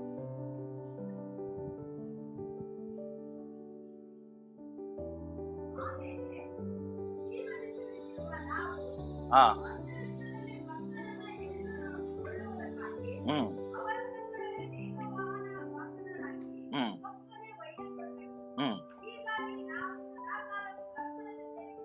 ಹಲೋ, ಸದಾ ಕಾಲ ಕರ್ತನ ಸಂಗಡ ಇರೋರು ಯಾರು? ಸಭೆ. ನಾನೊಬ್ಬನೇ ಅಲ್ಲ. ನೀನಲ್ಲಿ ಹೇಳ್ಬೇಡ, ನಿನಗಲ್ಲಿ ಹೇಳಕ್ ಆಗಲ್ಲ. ಸ್ವಾಮಿ ಇವ ಪರಲೋಕಕ್ಕೆ ಬಂದ್ರೆ ನಾನ್ ಬರುದಿಲ್ಲ ಅಂತ ಹೇಳಕ್ ಆಗ್ತದ? ಎಷ್ಟು ಜನ ಹೇಳ್ತೀರಿ? ಹೇಳಿ ನೋಡೋಣ. ಇವಳು ಬಂದ್ರೆ ನಾನು ಬರುದಿಲ್ಲ, ಹೇಳಿ ನೋಡೋಣ. ಹೇಳ್ತೀರಾ? ಮಾತಾಡ್ರಿ ಜೋರಾಗಿ. ಸ್ವಾಮಿ ಈ ವ್ಯಕ್ತಿ ಬಂದ್ರೆ ನಾನು ಪರಲೋಕಕ್ಕೆ ಬರಲ್ಲ, ಎಷ್ಟು ಜನ ಹೇಳ್ತೀರಿ? ಆದ್ರೆ ಇಲ್ಲಿ ಹೇಳ್ತಿರಲ್ಲ, ಇವಳು ಇರಬೇಕು ಇಲ್ಲ ನಾನಿರ್ಬೇಕು ಮನೆಯಾಗೆ, ಇವ ಇರಬೇಕು ಇಲ್ಲ ನಾನಿರ್ಬೇಕು. ಅದೇ ಮಾತು ಪರಲೋಕದಲ್ಲಿ ಹೇಳಿ ನೋಡೋಣ. ಆಯ್ತು ಹೋಗಂತಾರ, ನರಕಕ್ಕೆ ಹೋಗ್ತೀರಾ? ಇಲ್ಲಿ ಎಷ್ಟು ಅವಾಜ್ ಆಗ್ತಿರಲ್ಲ, ನಾನು ಇರ್ಬೇಕಿಲ್ಲ ಇವ ಇರ್ಬೇಕು. ಯಾಕಂದ್ರೆ ನಿಮ್ಗೆ ಗೊತ್ತಿದೆ, ಬಿಟ್ಟು ಹೋದ್ರೆ ನರಕಕ್ಕೆ ಹೋಗುದಿಲ್ಲ ನೀವು ಅಂತೇಳಿ. ಆಸ್ತಿ ತಗೊಂಡೇ ಹೋಗ್ತೀರಿ, ಅದ್ರಲ್ಲಿ ಯಾವ ಆಸ್ತಿ ಇಲ್ರಿ. ಕರ್ತನ ಸಂಗಡ ಸದಾಕಾಲ ಇರೋರು ಯಾರು ಹೇಳ್ರಿ? ಯಾರು? ನಾವೆಲ್ಲರೂ ಅಂತ ಹೇಳ್ರಿ. ನಾವೆಲ್ಲರೂ ಕೂಡಿ ಇರುವಾಗ ಸದಾಕಾಲ ನಾವೆಲ್ಲ ಕೂಡಿಯಲ್ಲಿ ಇರ್ತೇವೆ. ಅದಕ್ಕೆ ಹೇಳಿದೆ, ಲೋಕ ಎಲ್ಲ ನಾಶವಾಗಿ ಹೋಗ್ತದೆ, ಲೋಕದಲ್ಲಿರುವ ಎಲ್ಲ ನಾಶವಾಗಿ ಹೋಗ್ತಾರೆ. ಆರ ಕರ್ತನ ನಂಬಿದ ಸಭೆ, ಬೈಬಲ್ ಸ್ಪಷ್ಟವಾಗಿ ಹೇಳ್ತದೆ, ಯುಗ ಯುಗಾಂತರವರೆಗೂ ಕರ್ತನ ಸಂಗಡ ಜೀವಿಸ್ತದೆ. ಯುಗ ಯುಗಾಂತರವರೆಗೂ ಎಂದೆಂದಿಗೂ ನಾವು ಜೀವಿಸುವವರಾಗಿದ್ದೇವೆ. ಅದಕ್ಕೆ ದೇವರು ಸಭೆಯನ್ನ ನೇಮಿಸಿದ್ದಾರೆ. ಮನುಷ್ಯರಿಂದ ಆದಂತದ್ದಲ್ಲ, ಇದು ದೇವರಿಂದ. ಅದಕ್ಕೋಸ್ಕರ ಸಭೆಯನ್ನು ಪ್ರೀತಿಸ್ರಿ, ಸಭೆ ಯಜಮಾನತ್ವದಲ್ಲಿ ಒಳಗಡೆ ಬರ್ರಿ. ಇವತ್ತು ನಾವು 3 ವಿಷಯ ಕಲ್ತಿದ್ದೇವೆ, ಹೌದಾ?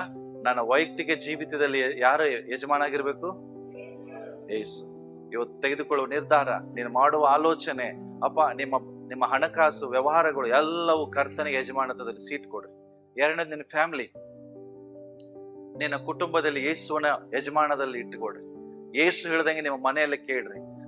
ದೇವರ ವಾಕ್ಯದ ಪ್ರಕಾರ ನಿಮ್ಮ ಕುಟುಂಬ ನಡೆಯುವುದಾದ್ರೆ ನಿಜವಾದ ಸ್ವರ್ಗ ಅಲ್ಲೇ ಸಿಗ್ತದೆ. ಮೂರನೇದು, ಸಭೆ ಒಳಗಡೆ ಯೇಸುವಿನ ಯಜಮಾನತ್ವ ಇದೆ. ಅವನ ಯಜಮಾನತ್ವದಲ್ಲಿ ನಾವೆಲ್ಲರೂ ಸೇರಿ ಬರ್ಬೇಕು.